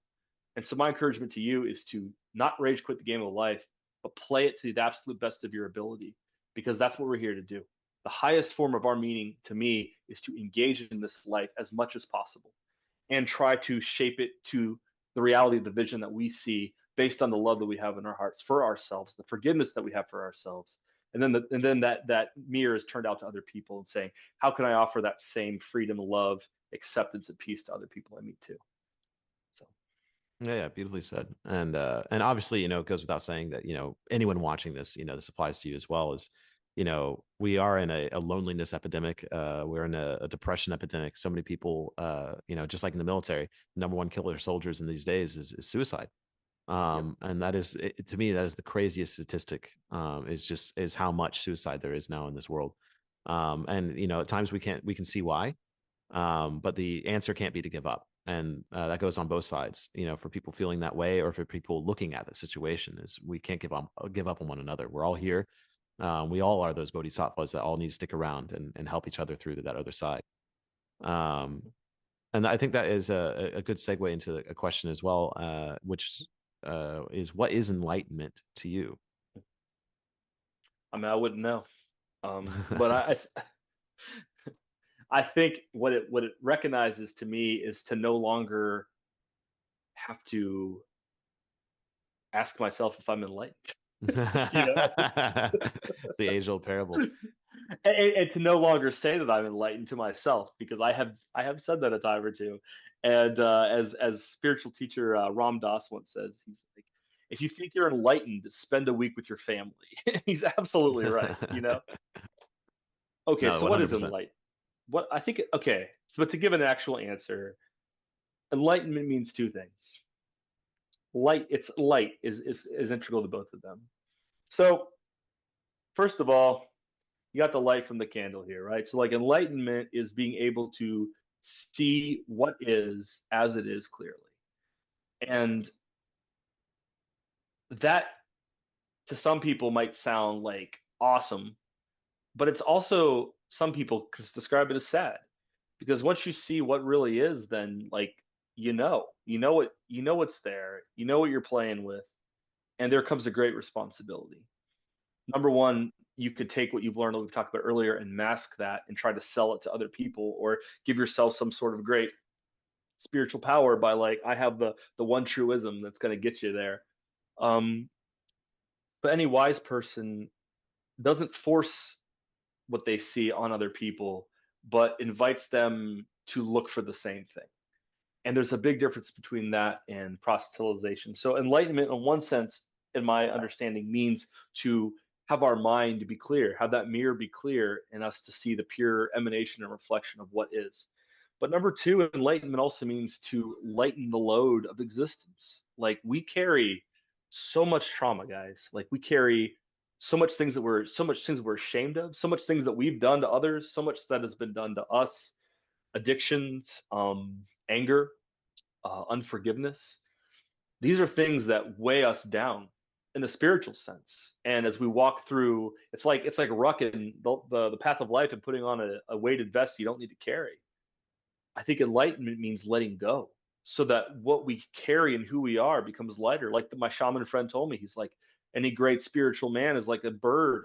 He's close to the air. There's not a lot holding him down to the earth. He told me three things. He's like, he gave me a hawk feather, which is right back here. I'll just trust me, it's there. It's kind of amongst my peacock feather, my chicken feather. But he gave me this hawk feather, and he says that the path of the hawk is threefold: rise above it all, keep an eye on everything, and strike when necessary. And I think to me, like enlightenment means to enlighten myself to the place where I can do that. I don't have to check in on the news or hear what Andrew Tate has to say about my penis today. I can instead just contemplate what actually matters. And then if I see someone in need, I can swoop down and help them. If I can dispel darkness, which is what guru means in Sanskrit, is one who dispels darkness, and I can do that. If I can play with my son and teach him about magic and gnomes and trolls, then I can do that. If I can give my wife a kiss and tell her she's a great mom and she's doing a great job, then I can do that. And if I'm thinking about them and not me, that sounds like enlightenment to me. The more I think about Ben, the less enlightened I feel. You know what I'm saying? The more I can get past myself and realize that I'm just a concept. I'm a symbol myself. I'm a symbol of you, and I'm a symbol of everything. And in this fleshy form, this goofy ass middle-aged form. And if I could just stop taking myself so seriously and stop bitching about shit and just be the man I need to be to meet the moment and have gratitude in my heart that I'm alive and that I get to live in this beautiful Midgard, see beautiful birds and animals, get to make love and drink wine and mead and play music and work out, lift iron, spend time with quality friends, man. To me, I think that's what it's all about. It's Right. about meeting the moment that you're in with everything you got and not fighting it or resisting it, but just whatever you're going through, saying, here I am and I'm okay. Hmm. No, I think within all of that, I think you actually had the answer, in my opinion, and my understanding of enlightenment is that And what's lightness, that? I'm curious. Mm, is to remove everything from the soul that which makes you heavy. mm. And because I think there's a concept of enlightenment that almost becomes like this again, this like hermiting monk. It's like, Yeah. oh, you have to go to the top of this mountain and meditate for every single day in order to become enlightened. And that is a path to enlightenment. It's a rigorous path, but it is possible to achieve that lightness in the soul. And so when you have that lightness in the soul upon death, the soul is able to leave to the next thing. And just like with the bodhisattva, the bodhisattva chooses to stay behind, but enlightenment is going to the next thing. And in order to do that, your soul has to be light, it has to be clean. And I think we spend our times in this life going through these challenges, going through these hardships in order to find that path for us, and hopefully finding it in the end, and helping others achieve it along the way. And you can call that many things. You can call that Valhalla, you can call it heaven, you can call it nirvana. But ultimately, I think we're all trying to find this lightness of the soul, this pathway into whatever is next. Well said. I agree. Yeah, no, you hit it, you're good. No, my favorite parable of enlightenment I learned in like my Japanese studies is a guy who was the hermit in the mountains, and he like meditated every day, and he was getting pissed off because he was like, I meditate every day, I've isolated Yeah. myself, I fast, like I have forgone sex, and I just sit here in the woods, and I have yet to achieve enlightenment. He was like 70 years old. And he's just, he's really angry, he's upset, and then he finally like let go, and he was sitting there chopping bamboo one day, and then all of a sudden it was the sound of the chopping bamboo that helped him achieve enlightenment. Mm, And it's mm, like, mm. you don't need to be that person that meditates every day. Sometimes it is that the sound of chopping bamboo that is all you needed to find that final piece of the puzzle. Though, Jacob, I will say, going to a mountain by yourself, meditating in the quiet and the dark for a long time, writing down epic books about all of the wisdom that you've learned and selling to other people is an absolutely wonderful way to become a vegan butthole. Only all of yours for $16.99. You were building that the whole time. Oh Um, yeah. Yeah, but I mean, it's one of the paths. Again, like, to pull it into seriousness, like with the vision quest and spending 3 days in isolation, I needed that to Oh yeah, purify my soul. And I think that's, again, like baptism. Baptism is a ritual. It is hundred something that percent. has had, like, it is It's a good. powerful ritual too, man. Yeah, It's yeah. power. We should all baptize ourselves every once in a while, but like the magic is not in the name of Jesus or the blood of Jesus. Magic's in the water, dude. Like Mhm. we're water, like that Yord. It's like getting back to that primal energy. It's so good for us. That's Yeah, why I think some of us would want to spend half the morning in the shower if we could. It's just like it's nourishing for our nervous system to feel, that almost like womb like, in utero kind of Mhm. feeling that our first conscious memories was being surrounded by water. So of Yeah, course baptism feels like a rebirth. That's the most obvious thing in the world. Um, yeah, it yeah. And I literally think, is. And yeah, go ahead. Sorry. I was just going to say, like, the heathen world, Norse pagan world, or anyone who's like, very anti-Christian. And even my own mindset has shifted so much. And to me, it's just Mhm. like, the idea of baptism, not necessarily like you said, for the name of Christ, but just, again, with the return to water, I think is a powerful thing that heathens more than likely probably had to some degree, but then it was Mhm. co-opted into this idea of like, signing on to Christ. And I think that's why I love so much cold exposure, because it Mm, does, a cold exposure feels like a pure baptism because it completely, to me, resets you. absolutely true. Yeah, man. Absolutely. And I don't want to. You're right. Like I don't want to knock the person that does spend time on themselves because that is absolutely essential. Like you do got to go into the dark night of the soul. If you look at the hero's journey, like there is a point where you go in isolation. You meet a mentor. You have to do this kind of stuff. But my knock is against the person that never leaves there and Yeah, feels that because they stayed in their cave, they are somehow more qualified to talk. And they will tell you that they know what enlightenment is, and that's to me is always very dangerous. Like I think the true enlightened people in this world, you would never know it because like another Zen yeah, koan goes like before enlightenment, carry wood and chop water. After enlightenment, carry wood and chop water. Life goes on. Like you know where you're at in the game. You either do or you don't, but you still gotta play the game. You know what I'm yeah, yeah, saying?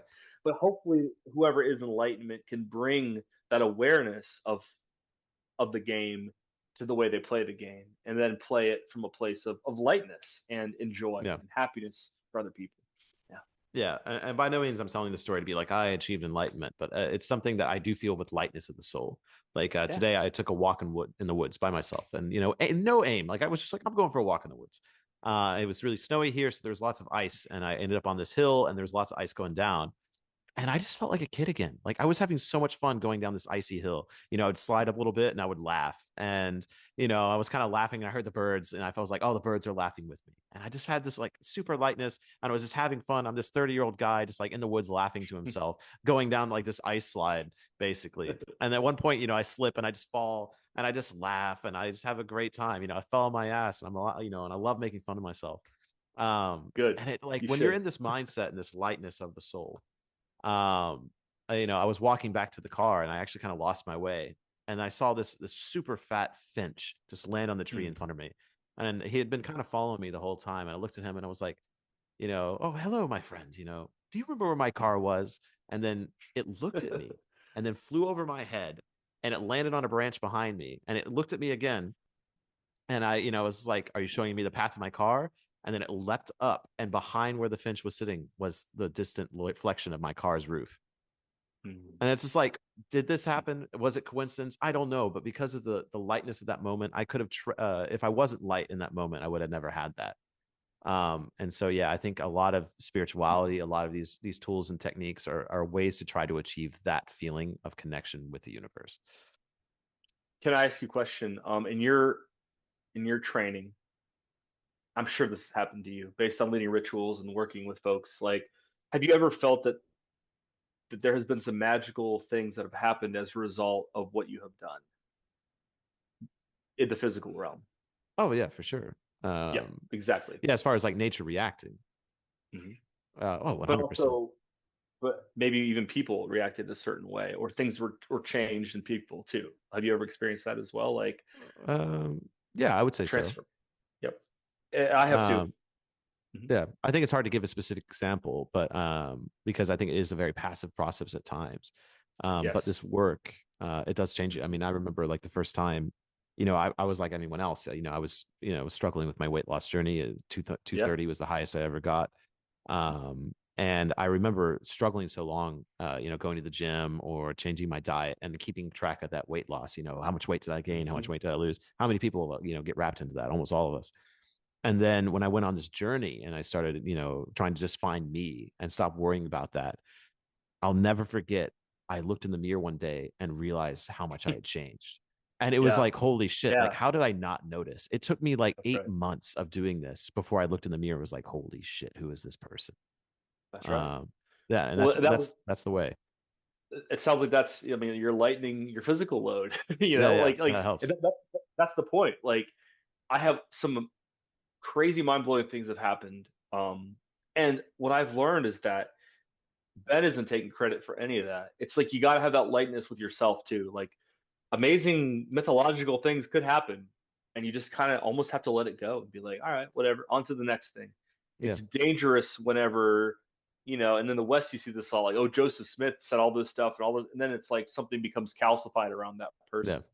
I think if we're truly of service, we think of ourselves less as we're the ones doing it, but like, let's say like, I become the guitar, Jacob becomes the guitar, and then it's the ancestors, God, whatever word you want to use. First of all, they need to tune their guitar. They're the one playing. They're the ones singing the song, and we're the one that has allowed ourselves to be an instrument mm, through which divinity. Because all right, to answer your question from earlier, I believe the spirit world is entirely real. There's no doubt in my mind that yeah. it's real. And I mean, I also believe it's all, but in a Jungian way, it's all part of the self. Like, there's not a spiritual world, from my understanding, that is extant or exists outside of my own personal experience, because as far as I can tell, I've never been able to go outside of the projection of my own consciousness. I don't know if there's a real world out there. If I were to die right now, I don't know if there would be someone there to observe me dying, or observing what else happens in this realm, because I've never been outside of my own perception, right? Oh, And so you didn't do anything. enough ayahuasca then. Trust me, man. No, trust me. Walk that out. What enlighten me. Tell me, what do you see?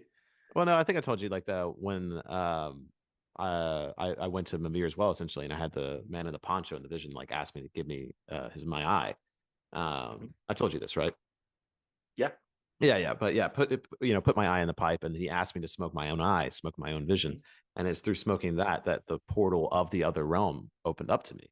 And in there was the tree, was the world tree, and all beings were singing to the one tree in different languages. And so and to me that was undeniable proof of what exists on the other side. Is Oh, sure. Yeah, yeah, like to me that spiritual world does exist. I think it Yeah. exists somewhere in between the realm of what we understand space and the cosmos is. We have no idea what space is. We say we do, but we have no idea. We're not fully convinced we landed on the moon, for God's sake. We still argue about that, and we think we know Stanley what the Kubrick. universe is. Stanley Kubrick is a very talented director. Put it that way. Yeah, And so America likes to win, so we'll say that. yeah, I mean, when thinking about like the size of Earth compared to the size of like the nebulas we know exist out there, and to me it's just like there's so much to the spiritual world, the unseen world, that we have no comprehension of. And I think that's what we connect with on these experiences, on drum journeys, Yeah. connecting to the gods. It's all connecting to the vast part of the universe we do not understand. But I think I would actually agree with everything you said, because I think that where I would not disagree, but where I would take the conversation is, I'm sure you can hear my son screaming out there. Hey, Oh, we can Teddy, actually Teddy, you can't? Teddy, are you out there? Come here, have him talk about real dragons. quick. All right, come here. I'm saying you can come in. Oh, you're naked. Never mind. Stay over there. Stay over there. Stay over there. No, stay over there. Put your towel. All right, buddy. I'm talking to my buddy, but well, I was gonna ask you some questions about dragons. He wanted to know some things about dragons. He wanted to know the different colors of dragons in different places. We can talk about it later, okay? Let me just say, I love you so much. I hope you have a good night. We'll just talk about it later. We're talking right now about other stuff. But what you have to say is really important too. Okay, I love you, buddy. Have a good night.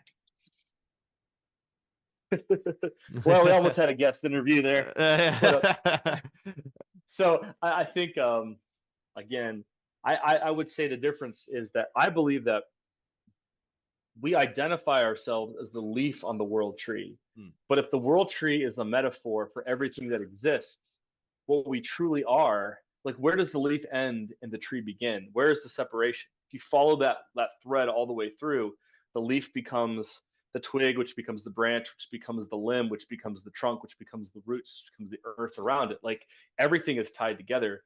And my ultimate spiritual understanding or insight is that what you are is that thing at its deepest level. So when you do plant medicine, you might be entering the space as the Jacob leaf. I might be entering the space as the Ben leaf, but we both enter into the same space, which is Hmm.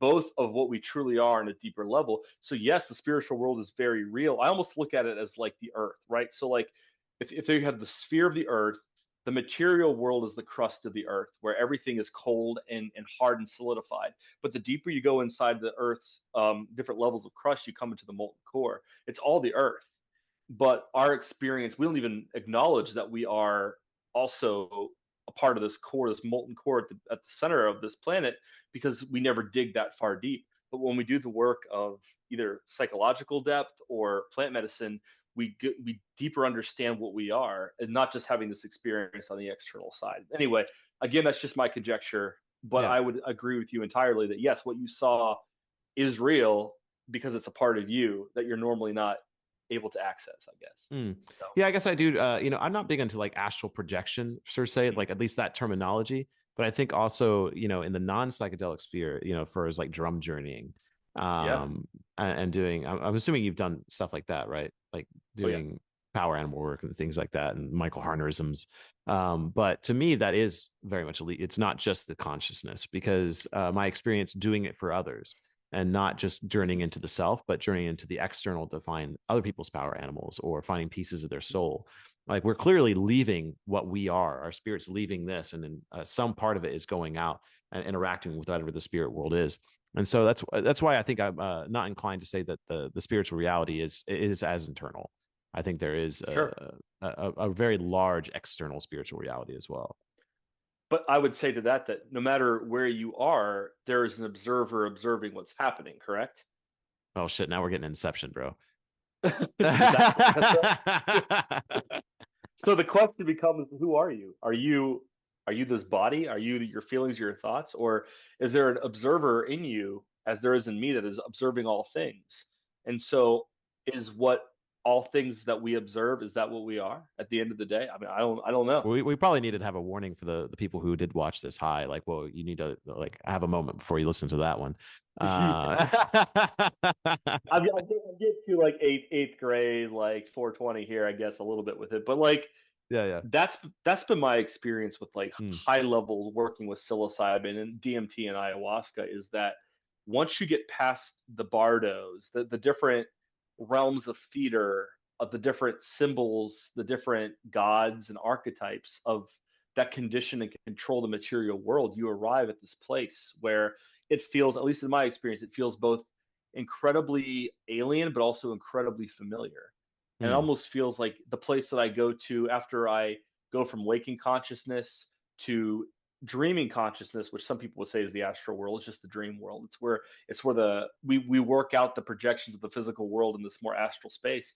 And then deep sleep, there's an experience that we have in deep sleep where there is an observer there.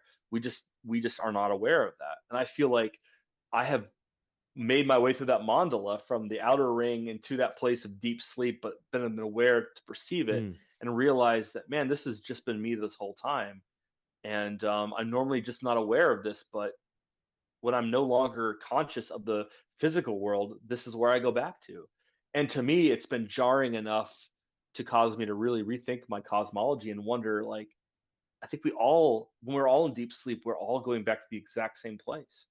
And that's why even dream spaces are shared. And like if you read Carl Jung, he'll talk about like interpretation of dreams, like even yeah. that's a shared space as well.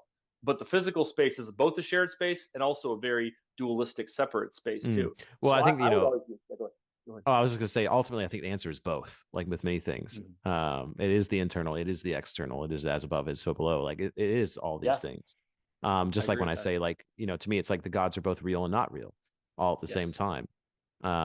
They're both Odin on the throne and Odin in the mind. Um, Yes. yeah. And I think they can't exist without one another.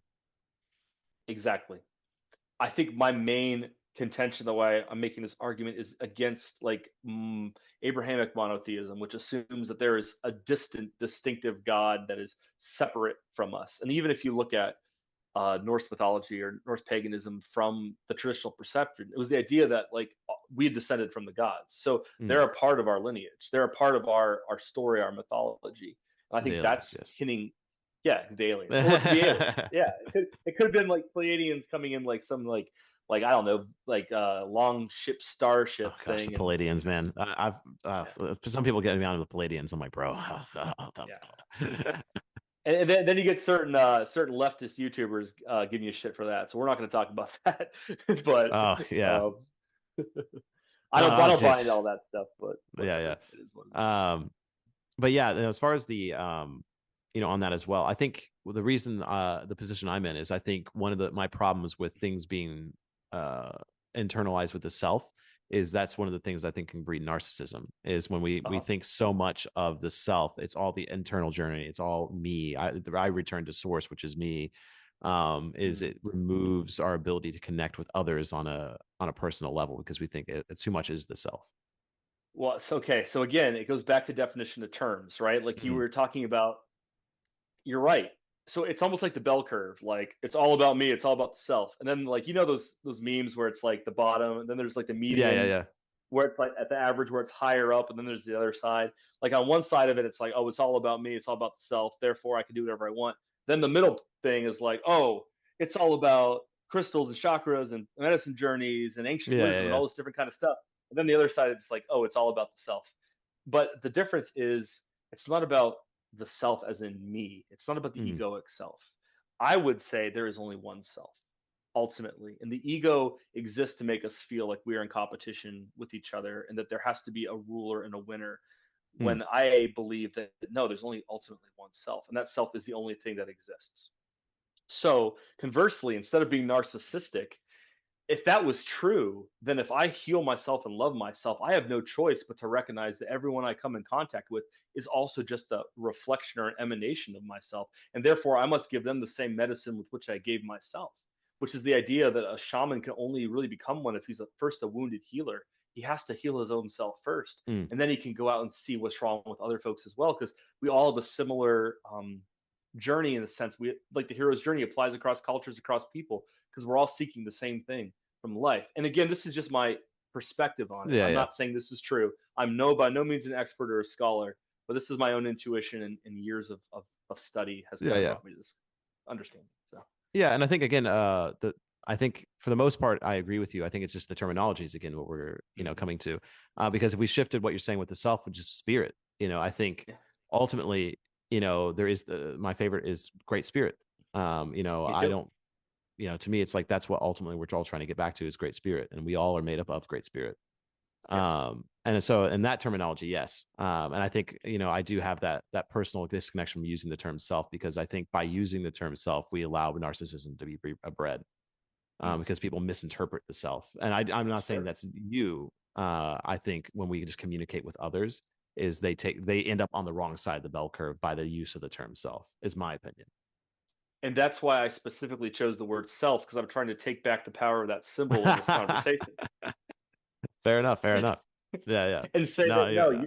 it's not being selfish is not the same as the self, you know. So no, it's a lot easier to use a word like spirit or God. Believe me, I would use those terms typically, but you have a smart audience out there, and I think that the wise can discern. And the more tricky and the more subtle meaning gets, the wiser I think one becomes as Mm, they wrestle with that. And I think it's important that we recognize what the self is. I think in a Western culture, in a religious culture, we have this idea that selfishness is bad, which it is if it's the ego, if it's all about what can I get out of things. Yeah, that's not great for other yeah. people. But if self love, it's like let me put it this way. This is maybe the best way to describe it. When I go deep on a plant medicine journey, I invariably maybe you've seen this too. What is sacred protects itself. I almost feel like the core of the earth, the most the deepest spiritual expression I've encountered is very womb-like in a sense. Yeah, yeah, It's the creative womb from which all things emerges. I mean, Ganunga is a great way to yeah. describe it, right? Like, and then like the first creature is like a cow, and then the cow, like, yeah, it lives in the salt, but like, what grows out of cow shit? Fucking mushrooms, dude. Like, you think about the Vedic traditions, like they worship the cows over there, and like Shiva, the first yogi, had a bull next to him. Mushrooms, dude. It's like, of course, we're gonna venerate these animals and call them the mother animal because number one, the cows are great moms, and number two, cows also produce psilocybin spores from their excrement, which allows us to contact the great mother of creation. So like Right. there's a reason that cows are so, like loved. And I personally, I don't eat beef. Like I love cows, man. I'll eat chicken. That's because chickens are stupid. And I Oh know man, because I have some. now we forgot Chick-fil-A, man. You're on the Chick-fil-A model. Hey, the Lord's chicken, baby. That's right. More chicken. Hey man, I'll eat the Lord's chicken. I don't deny it. Dude, you know what? If you're a real rebel, and I've done this before, you'll go to a rival restaurant and then on a Sunday go to Chick-fil-A and sit outside and eat your chicken on their premises. Now That's some deep level stuff. that's some satanic level magic right there, dude. You want to Make a little make a rip pentagram into with some space time. drumsticks. Recreate that with Carnunos.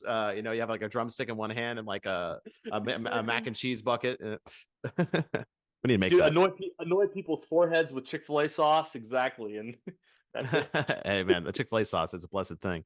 It- Um, it's delicious. yeah, Anyway, but yeah. yeah. So again, I don't even know where I was going to with all that, but Well, ultimately, we've been podcasting for over 2 hours, and so I think our ability to communicate with these kind of things is getting a little harder. My brain does feel like it's sure. melting a little bit. Oh, I But know, I think, dude. I know. but I think ultimately one of the things I think is important for people witnessing this and entering our descent into madness is I hope they've enjoyed Older. themselves. One, Yeah. it was Yeah. older, yeah. Is I hope they've Older. enjoyed themselves. But I think it's also important for them to see that we have different interpretations of again the same thing. Yeah. I think we are talking about the same thing. We're just using different languages, different understandings, and different personal experiences to describe that. One Um, hundred and percent. and that ultimately is, I think, the beauty of the conversations I'm in with people who are open. Is even though you have disagreements about things, is you still come together in the end, and you're like, you're fucking cool, man. Like you get it. Yeah. Yeah, that's what's Well, important. and I would add to that like everything I'm saying now is always subject to change. Like it's just Right? Yeah. the theory that makes the most sense based on my experience. But like I got a lot of gas left in the tank, like thankfully for y'all, not for this podcast, but in life. So I can like, I will reflect upon this. I will wander the realms of thought and also the world and just grow and evolve. And I invite you all to do the same, man. I mean, there's two kind of old people. I think about old people a lot. I think about death a lot. And there's two kinds of old people that I see. There's the kinds of old people that have done a lot of work on themselves, and they're a sage, they're a helper, they're the kind of person that encourages a young couple that they're going to make it one day in their marriage, or is able to give financial advice to a college graduate. And then there's the old person that yells at kids to get off their yard, and a yard that is full of like signs and flags for a certain political candidate that they like, and they just watch propaganda all day long, and they have a bunch of diseases, and they're always afraid someone's out to cheat them and fraud them and steal from them. And I think that all that we take forward is the heart that we've been tending.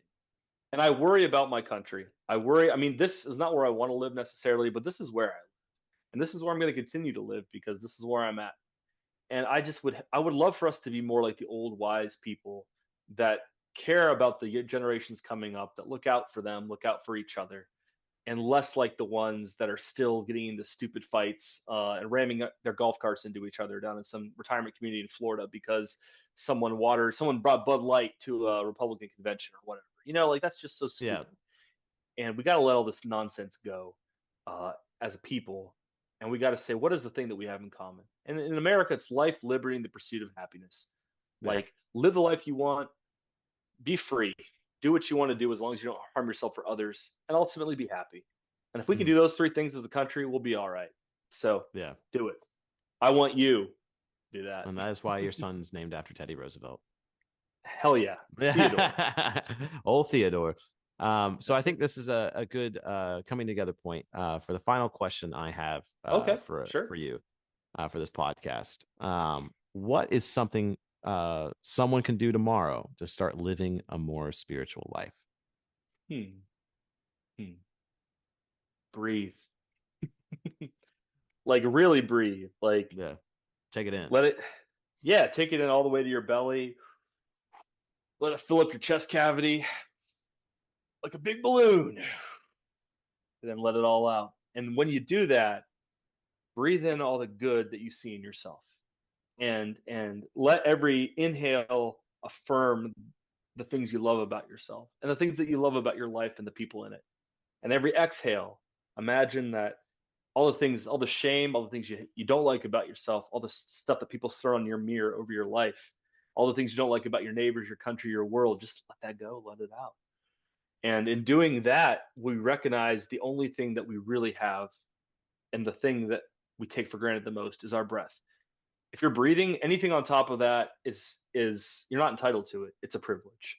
Our ancestors fought for life and limb in some of the hardest conditions in all the world in order just to grow fucking like potatoes or fish for herring and then have to fight against neighboring clans and tribes. Like we are safe. We're fine. Our lives are wonderful. It's a blessing. So let's go back to being grateful for the breath that we have, fill ourselves with what we want to be, and let go of the things that are holding us back from who we're destined to be as people. And that's what I would say. Yeah. And I think that's a beautiful point to come us together on, because the thing I love about conversations is they grow. We were getting Hmm. astral, we're getting, into the what's beyond the gods, all this. And then Sure. let's bring it together, because at the end of the day, breath, Yeah. breathe. Because you don't need to do ayahuasca. You don't need to do psilocybin. You don't have to do these crazy things. You don't have to do what I did and travel the world. Just breathe. Yeah.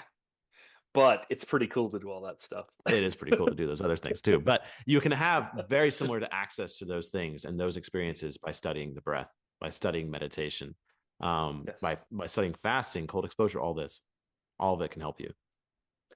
So let me ask you a final question, if we have time. Ooh, some cross interviewing. Yeah, yeah. Yes. Um, what do you see going in? Because we're at a weird, like we're right before this next administration takes power. I have no idea what's coming down the line. It's gonna be wild, guys. Buckle Mm. up and don't get used to things because things are about to change. So just breathe through it. You'll be all right. That's what I told my wife when she gave birth to both our boys, and they're all right. So is she. um, I guess I guess that's shamanism too. I guess at its most fundamental level. What do you see the future being for paganism, for heathenry, for Norse Germanic traditions, Celtic traditions, in light with what looks like a politically mobilized Christianity? Um, all the economic challenges, environmental challenges that we foresee. How do you feel that the movement that you've started and that you play a role in can help ameliorate what's going on here in the world and also provide people meaning in this time where I bet we will find a crisis of meaning. Um, that's a hard question. Hmm. Because I'm just one man. I just have this one life to live and to give, to learn. Sure. But I think I just have to return to the purpose that I've been shown that I have in this life. And I think a lot of the reasons that we are suffering now is because we're disconnected from the wisdom of our ancestors. And I think the place of paganism and the beauty of paganism and heathenry is that it is a movement to return to ancestry. We have to be careful though, because that can also be weaponized as it has been in the past. And Yep. we have to be very aware of what is happening politically. My heart goes out for Europe. I love Europe, but there's a huge change happening in Europe right now, and I don't have the answer to it.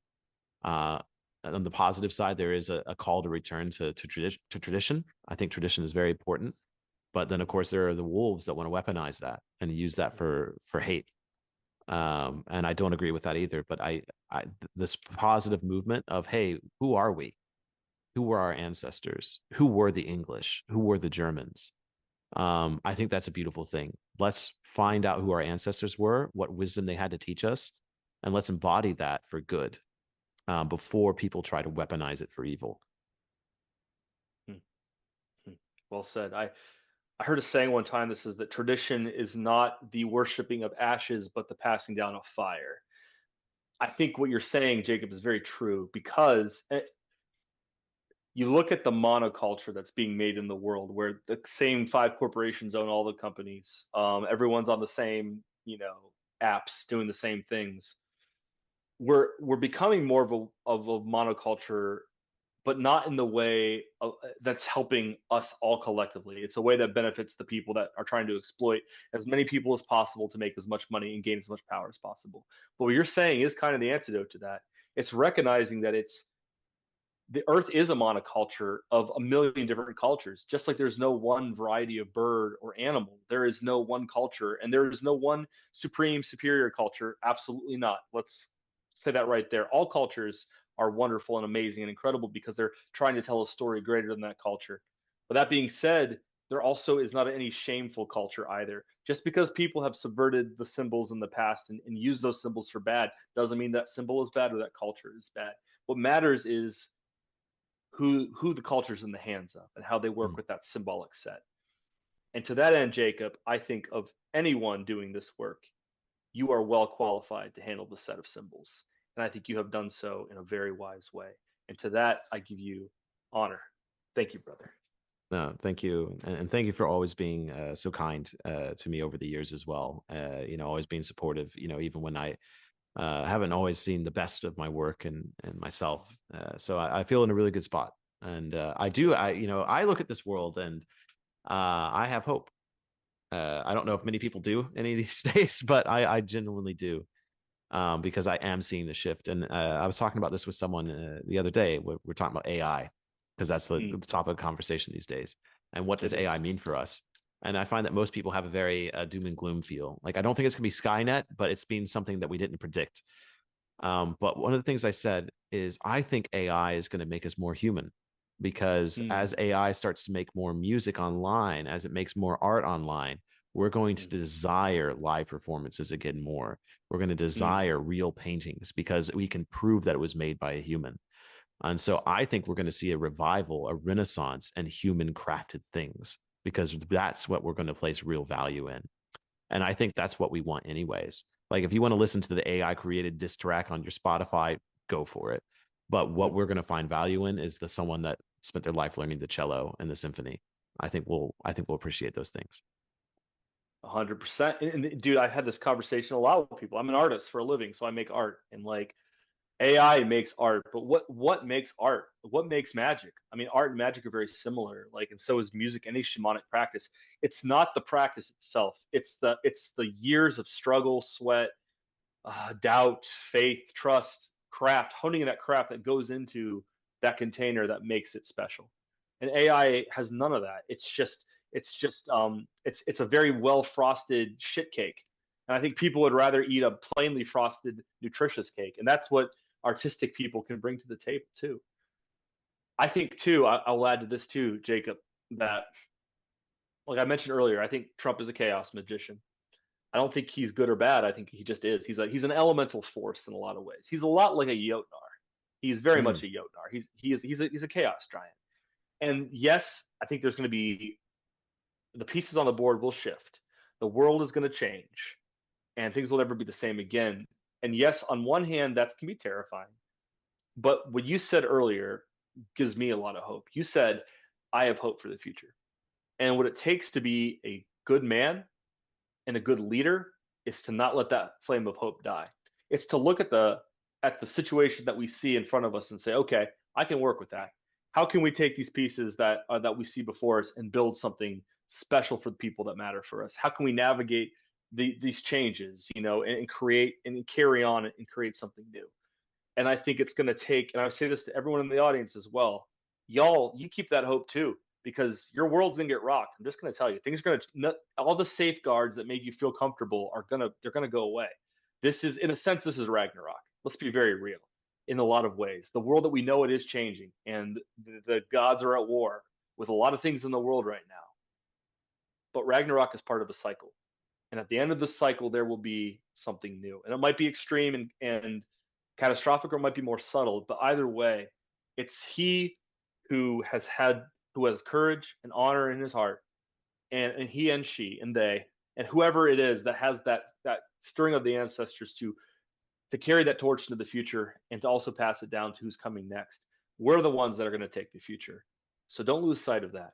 And remember that, we're at the beginning of this thing, but at the end of this thing, who knows what's going to happen as long as we stand our ground, advocate for what matters for us, don't compromise our values, and just try to point people in the right way in the spirit of truth and kindness. Yeah. No, it's beautifully said. And what comes at the end of the trials and the hero's journey? That's when you receive the gift. That's And right. so we're definitely in the time of trials, though. But We are yeah, something good comes on the other side. always.